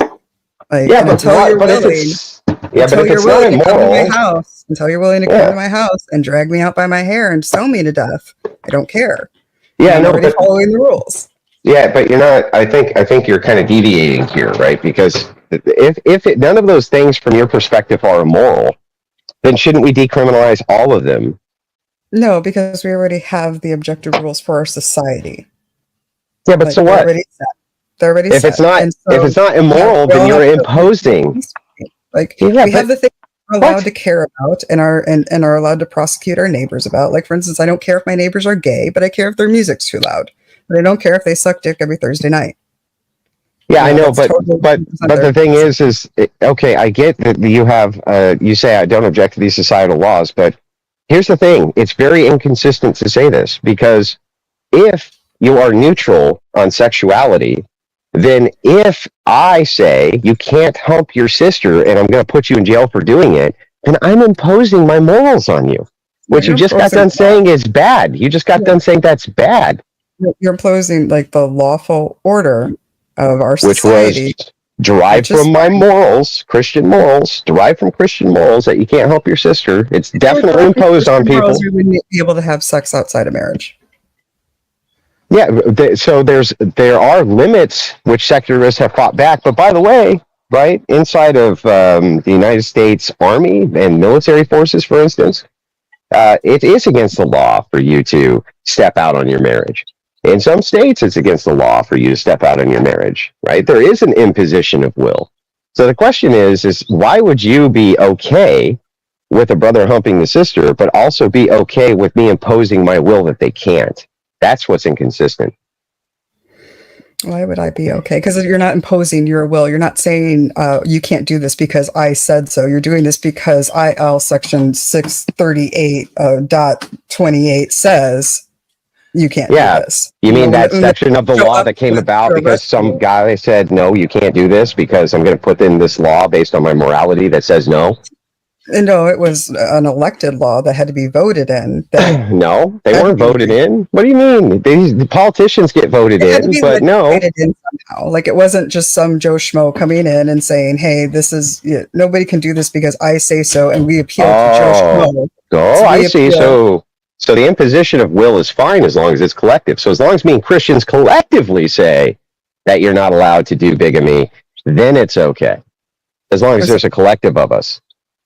You said as long as Christians say that? Well, Christians aren't any laws. Yeah, so if Christians get together, let's say, and they go, well, no, on the polygamy thing, we're not going to allow it. We're going to impose that sexual morality just like we do on you having sex with your sister, right? And as long as we collectively agree and we collectively write a law, that now becomes moral? No. And that's because the Christians wouldn't be writing those laws that we all have to abide by. Now, if they say we're not marrying polygamists in our church, then that's fine. Well, that's weird. 40 years ago, I'm sorry, not 40, 50 years ago, 95% of the United States identified as being Christians. So if that's the case, then Christians were electing Christians and Christians were writing the laws, which all the non-Christians had to follow. How long ago did you say that was? I want to say 60 years, sorry. 60 years? Okay. Mm-hmm. Yeah, this was before or just around the Glass-Steagall Act, right? So maybe my dates are a little off, but pretty close. I think it's pretty close. So in any case, 95% of the nation identified as being Christian. So that would be Christians who are writing. It wasn't very popular until very recently to actually out yourself as being atheist, though. What? Yes, it was. So the best thought. Yes, it was.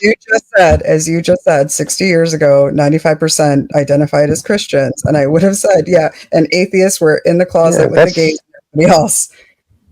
Yeah, but this was before. So this was before the secular progressives began their mass indoctrination campaigns throughout the schools using Bolshevik communism. But this is, and Bolshevik communists hate the church. The very first thing they did was kill the church. They shot Tsar Nicholas, shot the entire royal family who were Orthodox Christians, murdered them all, and then imposed communism on all of the Russians. And so this was the first constitution, by the way, that actually had secularism written into it, which is that there could not be a church in the state. There couldn't be, period. That's what they did. That's a communist thing, not a American thing. But this aside, my point is that, again, the inconsistency comes down to the imposition of will. This is what I have a problem with, and I don't understand. It seems that you're neutral on a brother humping his sister because you're neutral on sex acts, that you don't think that they matter. And yet, on the other hand, if a collective of people want to impose that you can't have sex with your sister, you seem to have no problem with that. That's really, really weird. I'm sorry, can you repeat that one more time? Somebody just walked in. Yeah, so I'll say it again. So what's really strange to me is if you're neutral on sex acts, and yet a group of people get together and impose a law that you can't do a sexual thing, like hump your sister, you seem to be fine with that. That makes no sense to me. Why would I need to abide to the group of people that say that? Like, What do you mean? I live in Illinois. I have to follow Illinois laws. All right, I have to follow the federal laws, of course. Yeah. If a bunch of Christians get around and say I can't do something, why would I care? Because they throw you in prison just like they do a brother humping the sister. Why would No, you're saying the Christians are saying this. And I'm saying, why would I care? Saying, They're not making you're not even answering to the question. This is a complete red herring diversion. So let's try this again. You agree with me that if a brother humps his sister, they go to jail. If a brother humps a sister in some states, it's based on the laws there, they go to jail. Well, which states do you think they don't go to jail in? One moment. You can see where they got decriminalized, I guess.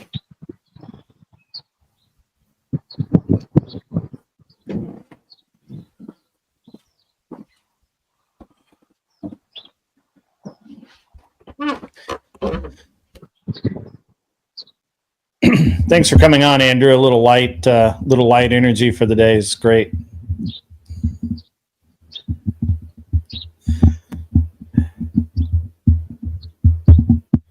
So in any case, in the states of New Jersey, Rhode Island, incest between adults is legal. However, neither permits marriage.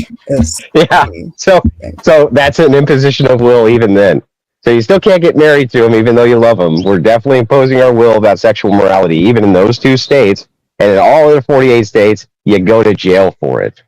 So how can you say, well, I'm neutral on people imposing their will on the sexual act and throwing these people in prison, right? But on the other hand, you say that, well, imposing your will is wrong when it comes to this morally neutral thing. That makes no sense. 1 second.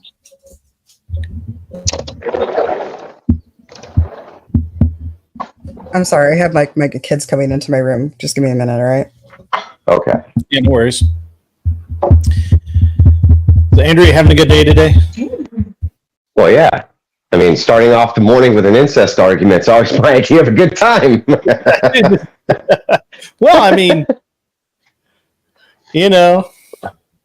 what was funny is that when I brought her up, we had a great discussion the other day, and I brought her back, where she came up today, and we were just going to talk just random stuff, and she's like, I really want to debate Andrew on this topic, and I'm like, well, okay, make sure you're ready, because this is like where he's at, And she's like, oh, I'm really worried about becoming as another meme, and I'm like, well, I don't know. Andrew matches energy with energy. I wouldn't be too worried about it. Just stay cool, and Andrew will match that energy. And then you appeared. Apparently, we said your name 3 times, and you appeared, which was great. It's awesome. Well, this is my little hangout stream, right? I like to come in here and hang out when I don't have a ton going on. I'm enjoying the sunshine. I can come in and hang out, right? Yeah, have a little light discussion, a little warm up. Yeah, I don't think that this was brutal at all. It's just kind of no. I think explaining this the isn't brutal positions. at all. Not at all. No, sorry. I don't think so. So let me ask this again, just so you understand. I was about to try to steel man your position. And go ahead. You go ahead and steel man it. Yeah. All right. So your position is that I am inconsistent because I am neutral with sexual morality. But then when people do in fact impose sexual morality on me, like the state, I'm okay with it. Is that essentially what you're telling me?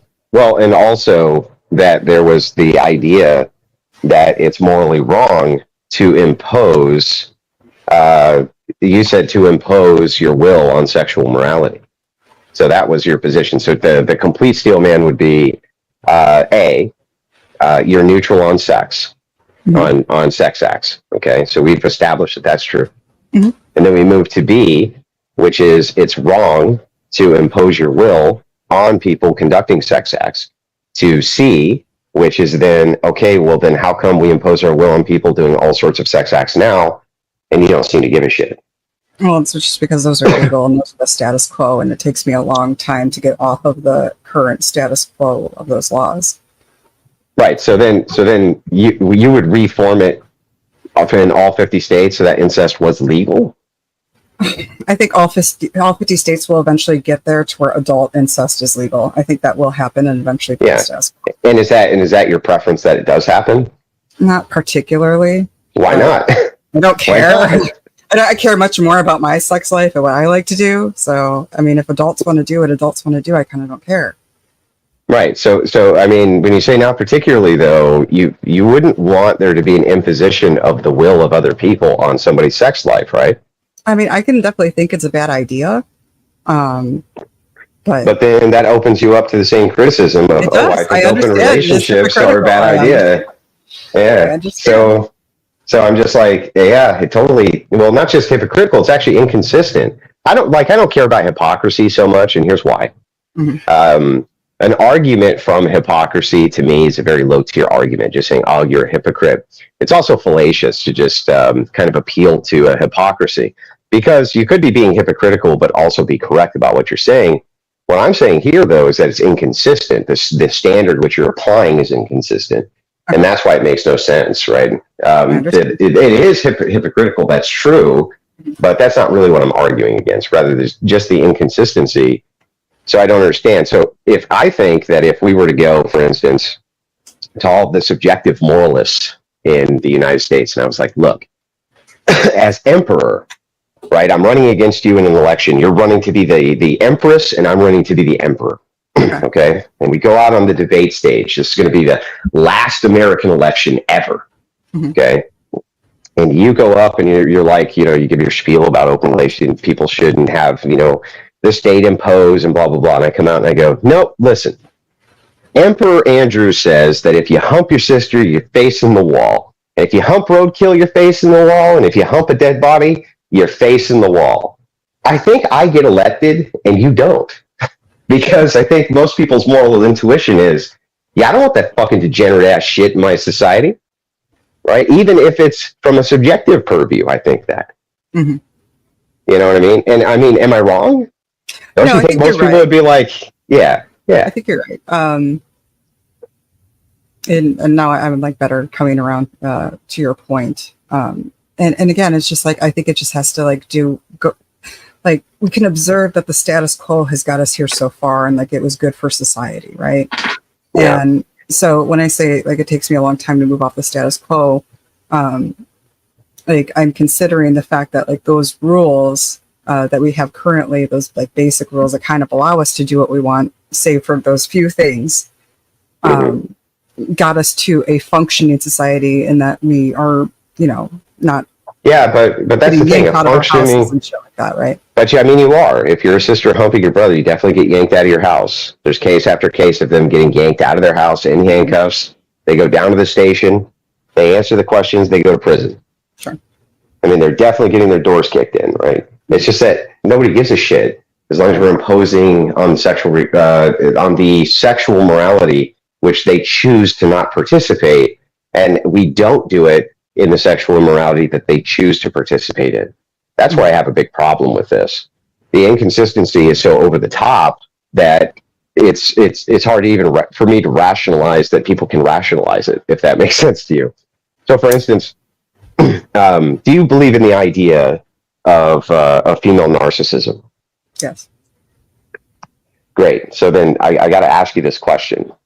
Assuming that it would make for society just to become a little tiny bit more stable, just a little bit, maybe just your neighborhood, right? Or 2 neighborhoods, or let's say 5, but that's it. No more than 5 neighborhoods. It would make 5 neighborhoods a little bit more stable if you didn't have an open relationship. Would you stop it? Would you stop having one? Not even a little. Okay. What if it would make the United States a lot more stable if you personally stopped having an open relationship? No. Would you do it then? No? Yeah. So then the thing is what I gather from this, and this is basically all degenerates I talk to, is that they're fucking selfish, right? They just really don't give a fuck about anybody but themselves. And so when they kind of make these broad appeals to the stability of society and how they want society to actually be stable, and is the kind of the most stable system to just let everybody engage in whatever sexual impropriety they want. If you offer the counter that even if the opposite was true, would you then do it? They still say no, which makes me think they don't really give a fuck about the stability of society. They only care about them. No, we didn't cause the stability of society. We are a side effect of a stable society. Well, so you're the instability element? No, we're not the instability element. We are a side effect of society being stable. When we don't have to care about if our water is clean, I get to have an open relationship. So. Yeah, but I mean, society is definitely not stable right now at all. It's the best time to live than there ever was. Says who? You don't want to go back in another time. Yes, you definitely. There's many other times which probably would have been better to live in. Yes. What time do you think is a better time to live in than today? Probably 1962. Probably 1973. Probably 1973. Probably 1959. No. Probably 1930s, 1940s Italy would have been pretty good. I think if you love your family, you wouldn't pick any other time than today. Why? That's bizarre. Because you want the resources from today. It's not that you don't. You had plenty. You had tons of resources. What resources were you lacking in 1962? If your child had cancer, you would want the oncologist from today. If your child hang on. Yeah, but the rates of cancer were far removed lower. You just couldn't find them because you didn't have the testing that you have today. No, it's not that you couldn't find them. The society was not sicker. There was far less mental illness. There was far less of these types of cancers. Yeah. Let me ask you a question. How many fat people are there today versus 1960? And is I'm not saying we don't have our issues. I'm just saying we live in the most productive, the most leisurely, the most prosperous time in history. No, you don't. That's just made up. That's just made up liberal tripe. Any other time, and I would never trade places with any other time than right the fuck now. This is made up tripe. Like, I mean, it's just made up. It's like, okay, so the shit that matters that we. So if you're mental, if the side effect of technology is that you become a sexual degenerate and you become mentally ill and you become fucking obese and sit in your house and fap all day, and men no longer can even talk to women, but you're comfortable because you can stick your fucking Eggo waffle in the syrup pot, smear it around, and then carve it into your face. Why is that a better time to live? Because you can do that. It seems like it's a better time when you can't do that. It seems like that's a better time. Then doesn't mean that you don't have like far greater issues. I want the medical care and the vaccinations and everything that we have today. If my child goes missing, I want everybody in their God device to blow up like it does today. I want the search and rescue drones from today. I want they didn't have those in this. You think that in the 1960s that the search dogs were having trouble finding people in the mountains or what? And not only that, they did what they could. They did what they could, but they didn't have it like they have it today. They don't. Oh no, it was better. It was way more stable. People didn't even lock their doors. They weren't locking their doors. They weren't worried about criminality. Crime now, but okay.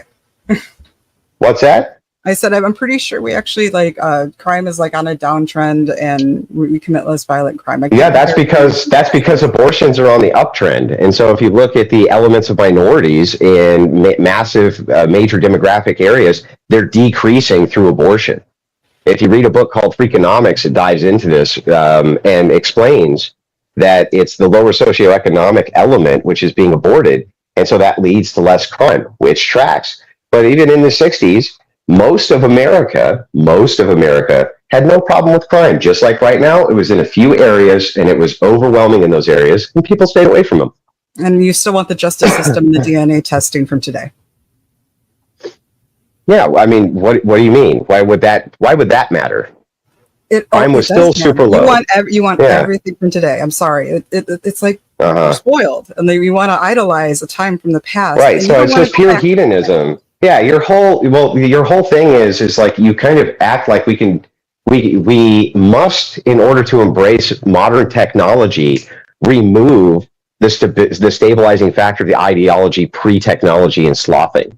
No, it just means why is it that you can't have why can't you have all modern medicine, all modern machinery, all modern technology, and still also not being a Coomer fucking degenerate sloth? I don't get that. Because we chose our battles, we chose what mattered. We decided we don't care if our neighbors are gay, but we care if their music's too loud. No, we never decided that.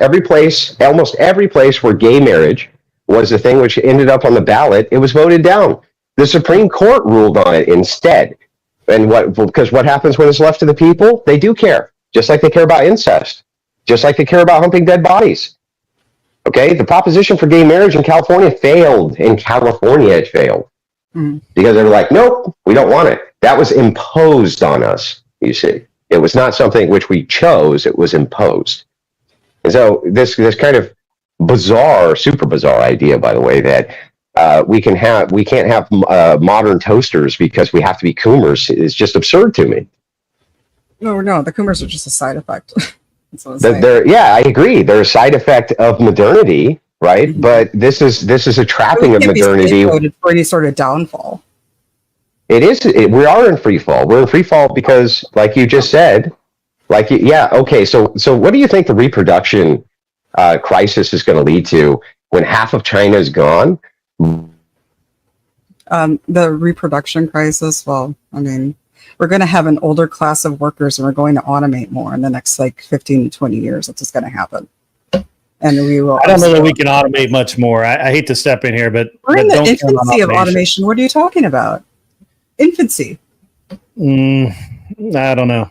Infancy. Well, Andrew might know. He worked in a factory for a long time. He might know. Yeah, we're just now. And he's an engineer. I dimly recall he's an engineer. Yeah, he works in food robotics. I know what he does. And he'll tell you, we are upscaling our manufacturing in America, in all freaking countries, actually. And we are going heavy into automation in the next 20 years. And? That's going to basically... Automation's not going to save you. Automation is going to basically pave the way for an older working class. And no. Well, that's what the Japanese thought. They had been working on automation for the last 50 years.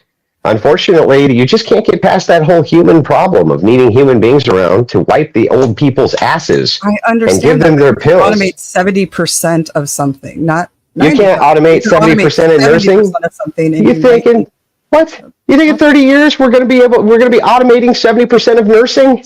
I don't think we're going to automate 70% of nursing, but when it comes to those factories and those hard jobs and things like that, I think we can get way more automation on those things, especially when it comes to no. Most of these meat packing plants, things like this, the trades died because progressives put out this mantra: you must go to college. Go to college, go to college, go to college, get a degree, get a degree, get a degree. The trades died off. Right. It's only just now picking back up. Most of the people who are in the trades, who kept all that old machinery running inside those factories, they're dying off. They're dying off. And no automation. That your best welders now are going to be your best QA guys when there's more automation. That's what I'm saying. No, what I'm saying is that there's not going to be an automation the way that you think of it. It's not possible. Logistics don't account for allowing 70% of things to be automated. Well, I didn't say we were going to get to 70%. I was saying, in theory, you don't try to automate 100% of something. You try to automate the first 70 to 50 to 70% of something to make it easier for somebody else to do. If you remove 60 or 70% of the world's population because you don't reproduce, you're still going to have all of those jobs done.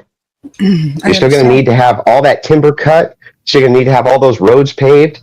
You're still going to need to have all of those things. And it's not scalable because what happens is when you take one person and you add another person to a labor pool, it doesn't double your work put output, it quadruples it. So it's all gloom and doom because of the birth rate. All gloom and doom. Well, the cooming, it's all due to the destruction of the independent family unit.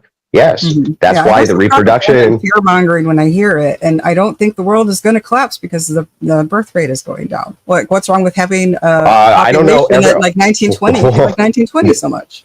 The major fall of almost every major population on planet Earth has been due to population collapse. Almost all of them. You run out of people, and the ones who are left don't reproduce. What's that? Go ahead. I didn't hear what you said. I said population collapse is what has led to the extinction of more populations. Like, for instance, let's take the Native Americans, for instance. Okay? When the Native Americans got their population reduced by, 80% due to smallpox over 200 years, this could be equated and akin to them just not reproducing at the rate of 80% for 200 years. Do you think that Native Americans have a healthy population or a less healthy population? You're really talking about Native Americans got genocide out? Like, seriously? And then blaming it on their population? Like they weren't having enough babies to sustain themselves when they really? No, what I'm doing is I'm giving you a basic math formula and your incredulity is not answering to it. Okay. Let us assume for a minute, right, as you make your argument from incredulity and go, really? Really? Yes, really. So really what happened is over the course of hundreds of years, due to a foreign contamination, not a mind virus, but a physical one in this case, it led to a mass die-off of this huge population. The ones who were left over were so small in number that they could not reproduce rapidly enough to ever build the population back up again. Even now they can't. There's too few of them, right? You have to hit a critical mass. So you can, let's juxtapose a different contaminant. This now is a social contaminant. And the social contaminant leads to the same amount of natives just simply not dying. They just don't reproduce. You end up with the same population collapse.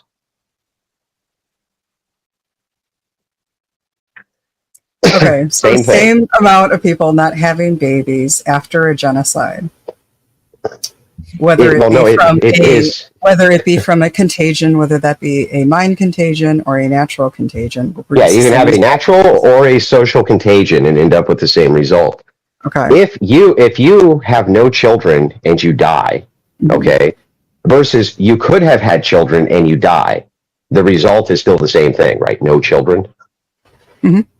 Okay, so regardless of why there's no child, whether you died from a disease or whether you died because you just decide not to have the child, you're still a reproductive dead end, right? Yeah, so this would be the same exact thing here. So if a social contagion is introduced, which leads to a massive contraction of the population, you're going to hit a critical mass the other direction where there's not enough population left to reproduce itself. This happens, by the way, with animal species all over planet Earth. That's why we have endangered species. Why can't we get elephants back up to where we need elephants to be, or zebras, or any number of these different endangered species? It's because once the population gets so small, you cannot reproduce it rapidly enough in order to get it back up to, to where it needs to be to not go extinct. That's why there's no buffalo, right? Even though there was some, there just wasn't enough to reproduce. Mm-hmm. So this is a huge problem, right? Human reproduction's never had this issue. We've never been globally under birth rate replacement. It only takes a couple generations before you're in population collapse. Not fear mongering; it's the opposite of fear mongering. Pointing out a huge dynamic problem. And here's why I think it's a problem that's your problem, and why it is that I have such staunch opposition to people who think like you. I'll explain. Let us assume for a second that this is going to be the last generation on planet Earth.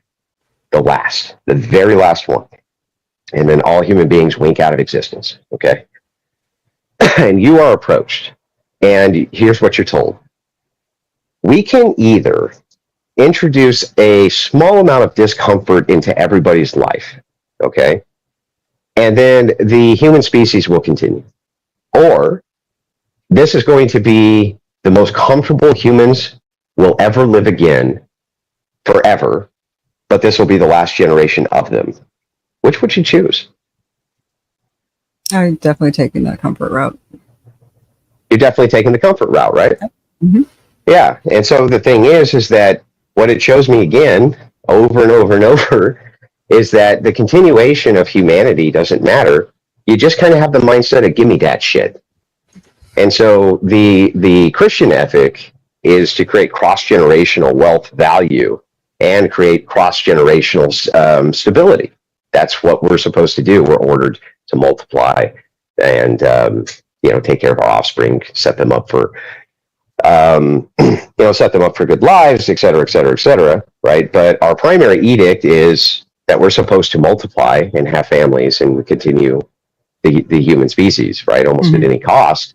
Whereas yours is like, well, I don't know. If there's a slight amount of discomfort, let's just let them all fucking wink out of existence. Fuck them. It's just like, you can see from my end that is pure unadulterated evil from my perspective. Yeah, I see where you're coming from for sure. I just don't think that Christians necessarily have like the claim to morality or ethics or duty. Like, I have kids. I'm in a long-term relationship. I have no criminal record. I consider myself quite dutiful, and I say what I mean and I mean what I say, and I tend to follow through with those things.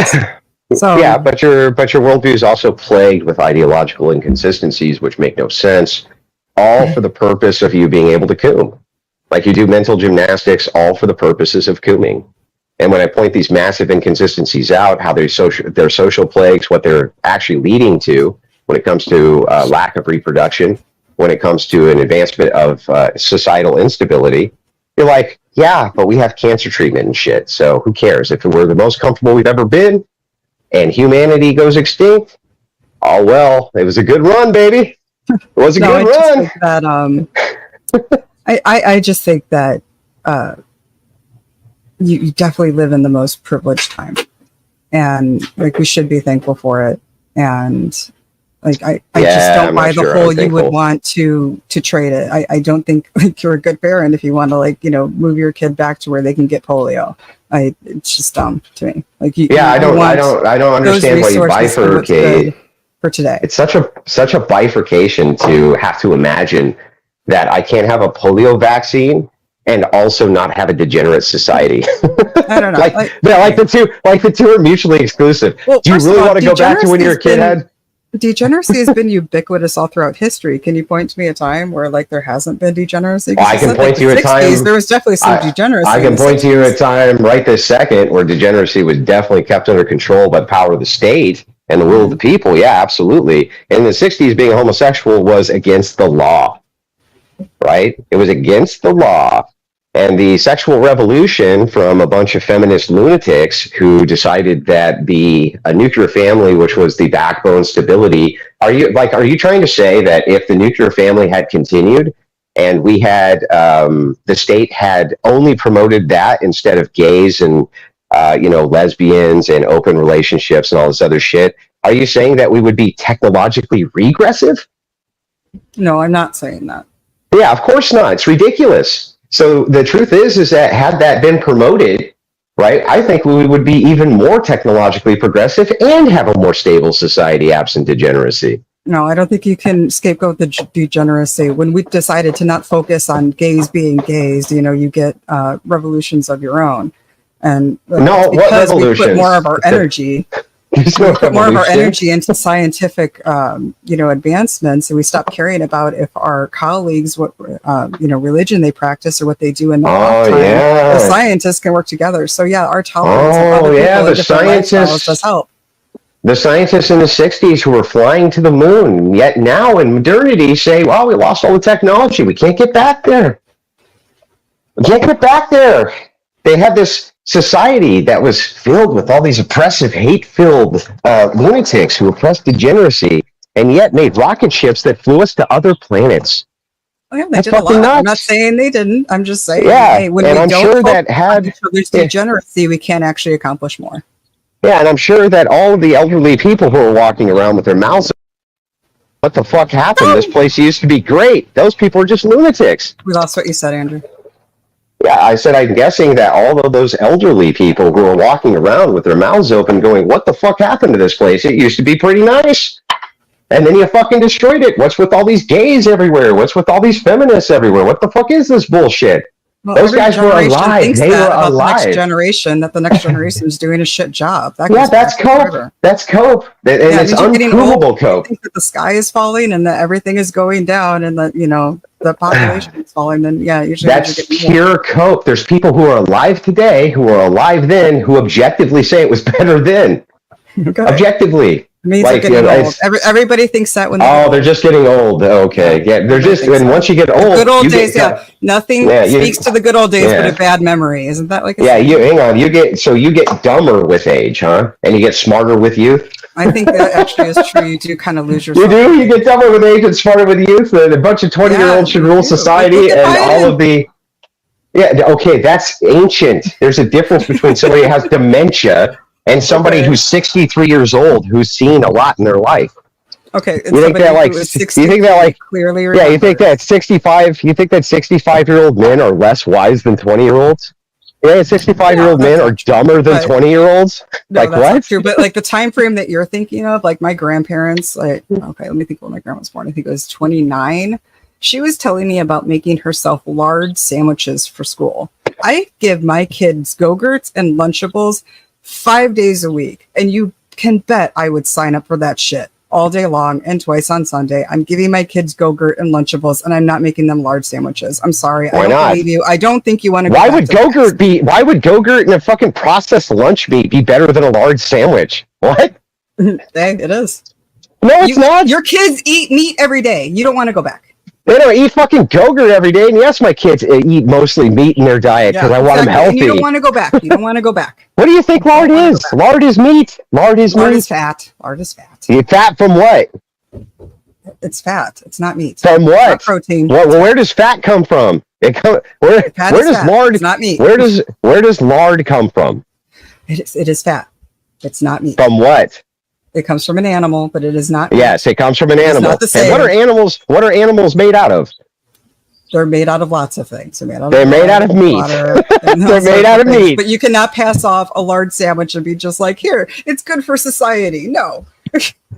You think? Oh, because your grandmama had to eat a large sandwich once? Yeah, My and I God. would never give my kid a large Yeah, sandwich. they get I'm Go-Gurt. sorry. They get processed garbage, which is why the obesity rate's 60%. Hey, you know what? My kids are fed and they didn't eat lard, and they're happy. I mean, Yeah, they're fat and happy, and that's what matters, right? They're It doesn't matter. not fat, The degenerate. Well, I thought that's what you just said. No, I didn't say that. Oh, I thought you just said they're fat and happy. Oh, I was like, no. If I did say that, I say that shit all the time. My bad. I think My she kids said are that. fat. I think she said Yeah. But I'm just saying, like, okay, I don't think that the Go-Gurt and the processed lunch meat is a good reason why we need to have Coomers. Okay, I don't think so. I don't I'm think saying it it's is. the result of the. It's not a result of the Coomers. It's a result of still people reproducing and having families. Those are the inventive people. Those are the people making the money. Those are the people propelling society forward. Where's all of our open relationship politicians who are letting people bang their wives? They don't exist. Yeah, I don't want them to either. Yeah, I don't want them to either because I don't want a Coomer fucking society. Thanks. And if we got to legislate against it, I think that that's fine. That you can have I don't think your we need to proctal legislate cancer against it. reading, that you can still have your vaccines and your rectal exams and still not be a fucking degenerate. I said it's almost like I think we can have our cake and eat it too. No, you have to put aside the things that you need to like not care about, like your gay neighbors, to get to this point in society that we're in. Yeah, but We're all I do quite care. And you don't I do actually want to care go about back. degeneracy. Yeah, You don't no, wanna go back, though. because you're only making it appeal to technology. Why can't we go back to a worldview? Why do we have to eliminate technology to go back to a worldview? That makes no sense. I pointed this out 50 times. Like if I believe in Platonic forms, does that mean that I reject cancer treatment? No. No, that's No, but insane. It does mean that you That's don't want to go literally back. insane. It does mean that you don't want to go back. No, it doesn't. Go back to what? Go back You to keep- other technology that's not as sophisticated? Sure, but that has nothing to do with worldviews. Okay. Like my worldview is not going, well, you know, in order for us to have all this great technology and video games, you know, you gotta let dudes fuck your wife. I don't think that those two are equatable in any way, shape, or form. No, but you did say that, because if I made an imposition, yes, you did, because if I made an imposition on society, well, then what are we going back to then? Are we going back to an ideology? Given the choice, I was simply saying, given the choice, you would never go back to that time. And you're saying, well, I can have my cake and eat it too. And I think we can legislate all the degeneracy away. We can have our cake and eat it too. And I'm saying, good fucking luck with that, because we're all too comfortable here. And you don't actually care if your neighbors are gay. No, I do care. I actually care about degeneracy in society. Yes, I think your own show is for entertainment purposes only. You don't take yourself seriously. What do you mean? So are you saying that because I can? I could be. You would have some sort of political lean, or you would have some sort of religious mission, and you don't. Your show is for entertainment purposes only. You do fearmonger. You do overshoot things, and this is for entertainment. We are not. I'm sorry. Seriously. I'm sorry. That's super weird. The president of the United States, Donald Trump, is super entertaining, right? He's not the president, honey. Okay, but he was when he was the president. Right, and hopefully he will be again after doddering fucking Biden gets the fuck out of there. Worst debate performance in the history of mankind, by the way. Was Donald Trump super entertaining, or wasn't he? No, he was pretty entertaining. It was pretty entertaining, but wait a second. That means that he must not have actually meant any of the things that he said. It means that he must not have any alternative mission or anything that he's doing, nothing like that, because after all, he's really entertaining. He's saying that because I can debate in an entertaining way and have a debating show, or an entertaining show, that I can't put on things which are entertaining to people because it brings the viewership in. People enjoy being entertained, but still can't hold right-wing positions. Can't say that I care about degeneracy in society. Say that my preference is nuclear families. That literally doesn't track in any way, shape, or form. I mean, it is for entertainment purposes. I don't think we should take you actually that seriously. I think we should take anybody who allows their wife to get fucked by other men far less seriously than you should take me. That's what I think. That's fair. Okay. You don't have to take me seriously either. Please don't. Yeah. Don't follow me. I mean, I'm just. Oh, did we lose him again? Andrew, you there, buddy? Do you hear him? Okay. Yeah, I think something happened. You guys both glitched out for a second. Oh, no. And then when you came back, your avatar came back, but his didn't. So I think he's slowly. No. Just as a point of fact, though, large sandwiches are actually healthier for you than anything that you're feeding your kids. I'm sure they are. That wasn't the point. It's just, I just want to where we are in society. It's like, no. My mother, my grandmother had to scrape lard to make her sandwich for school. It's like it's not who we are anymore. Yeah, there's actually just as a point. I mean, it's just a point of fact that they are. Oh no! I mean, I went camping once and I ate a can of Spam. Like, oh my god, it's the end of the world. I better go coom. I gotta coom my eyes out. I ate a can of Spam once. It's over.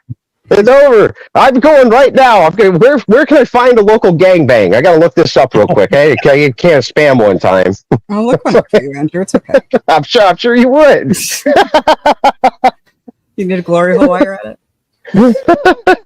I don't know. That seems to be more your department than mine. Just saying, a little bit more in your department than my department. All right, no problem. So anyway, I got to get going though, guys. Appreciate the convo, and you have a good day. I really appreciate you, Andrew, and that was a great back and forth. All right, guys. Appreciate it. You take good care of yourself. Andrew. Yep. Bye bye. I bet those glasses make you see better.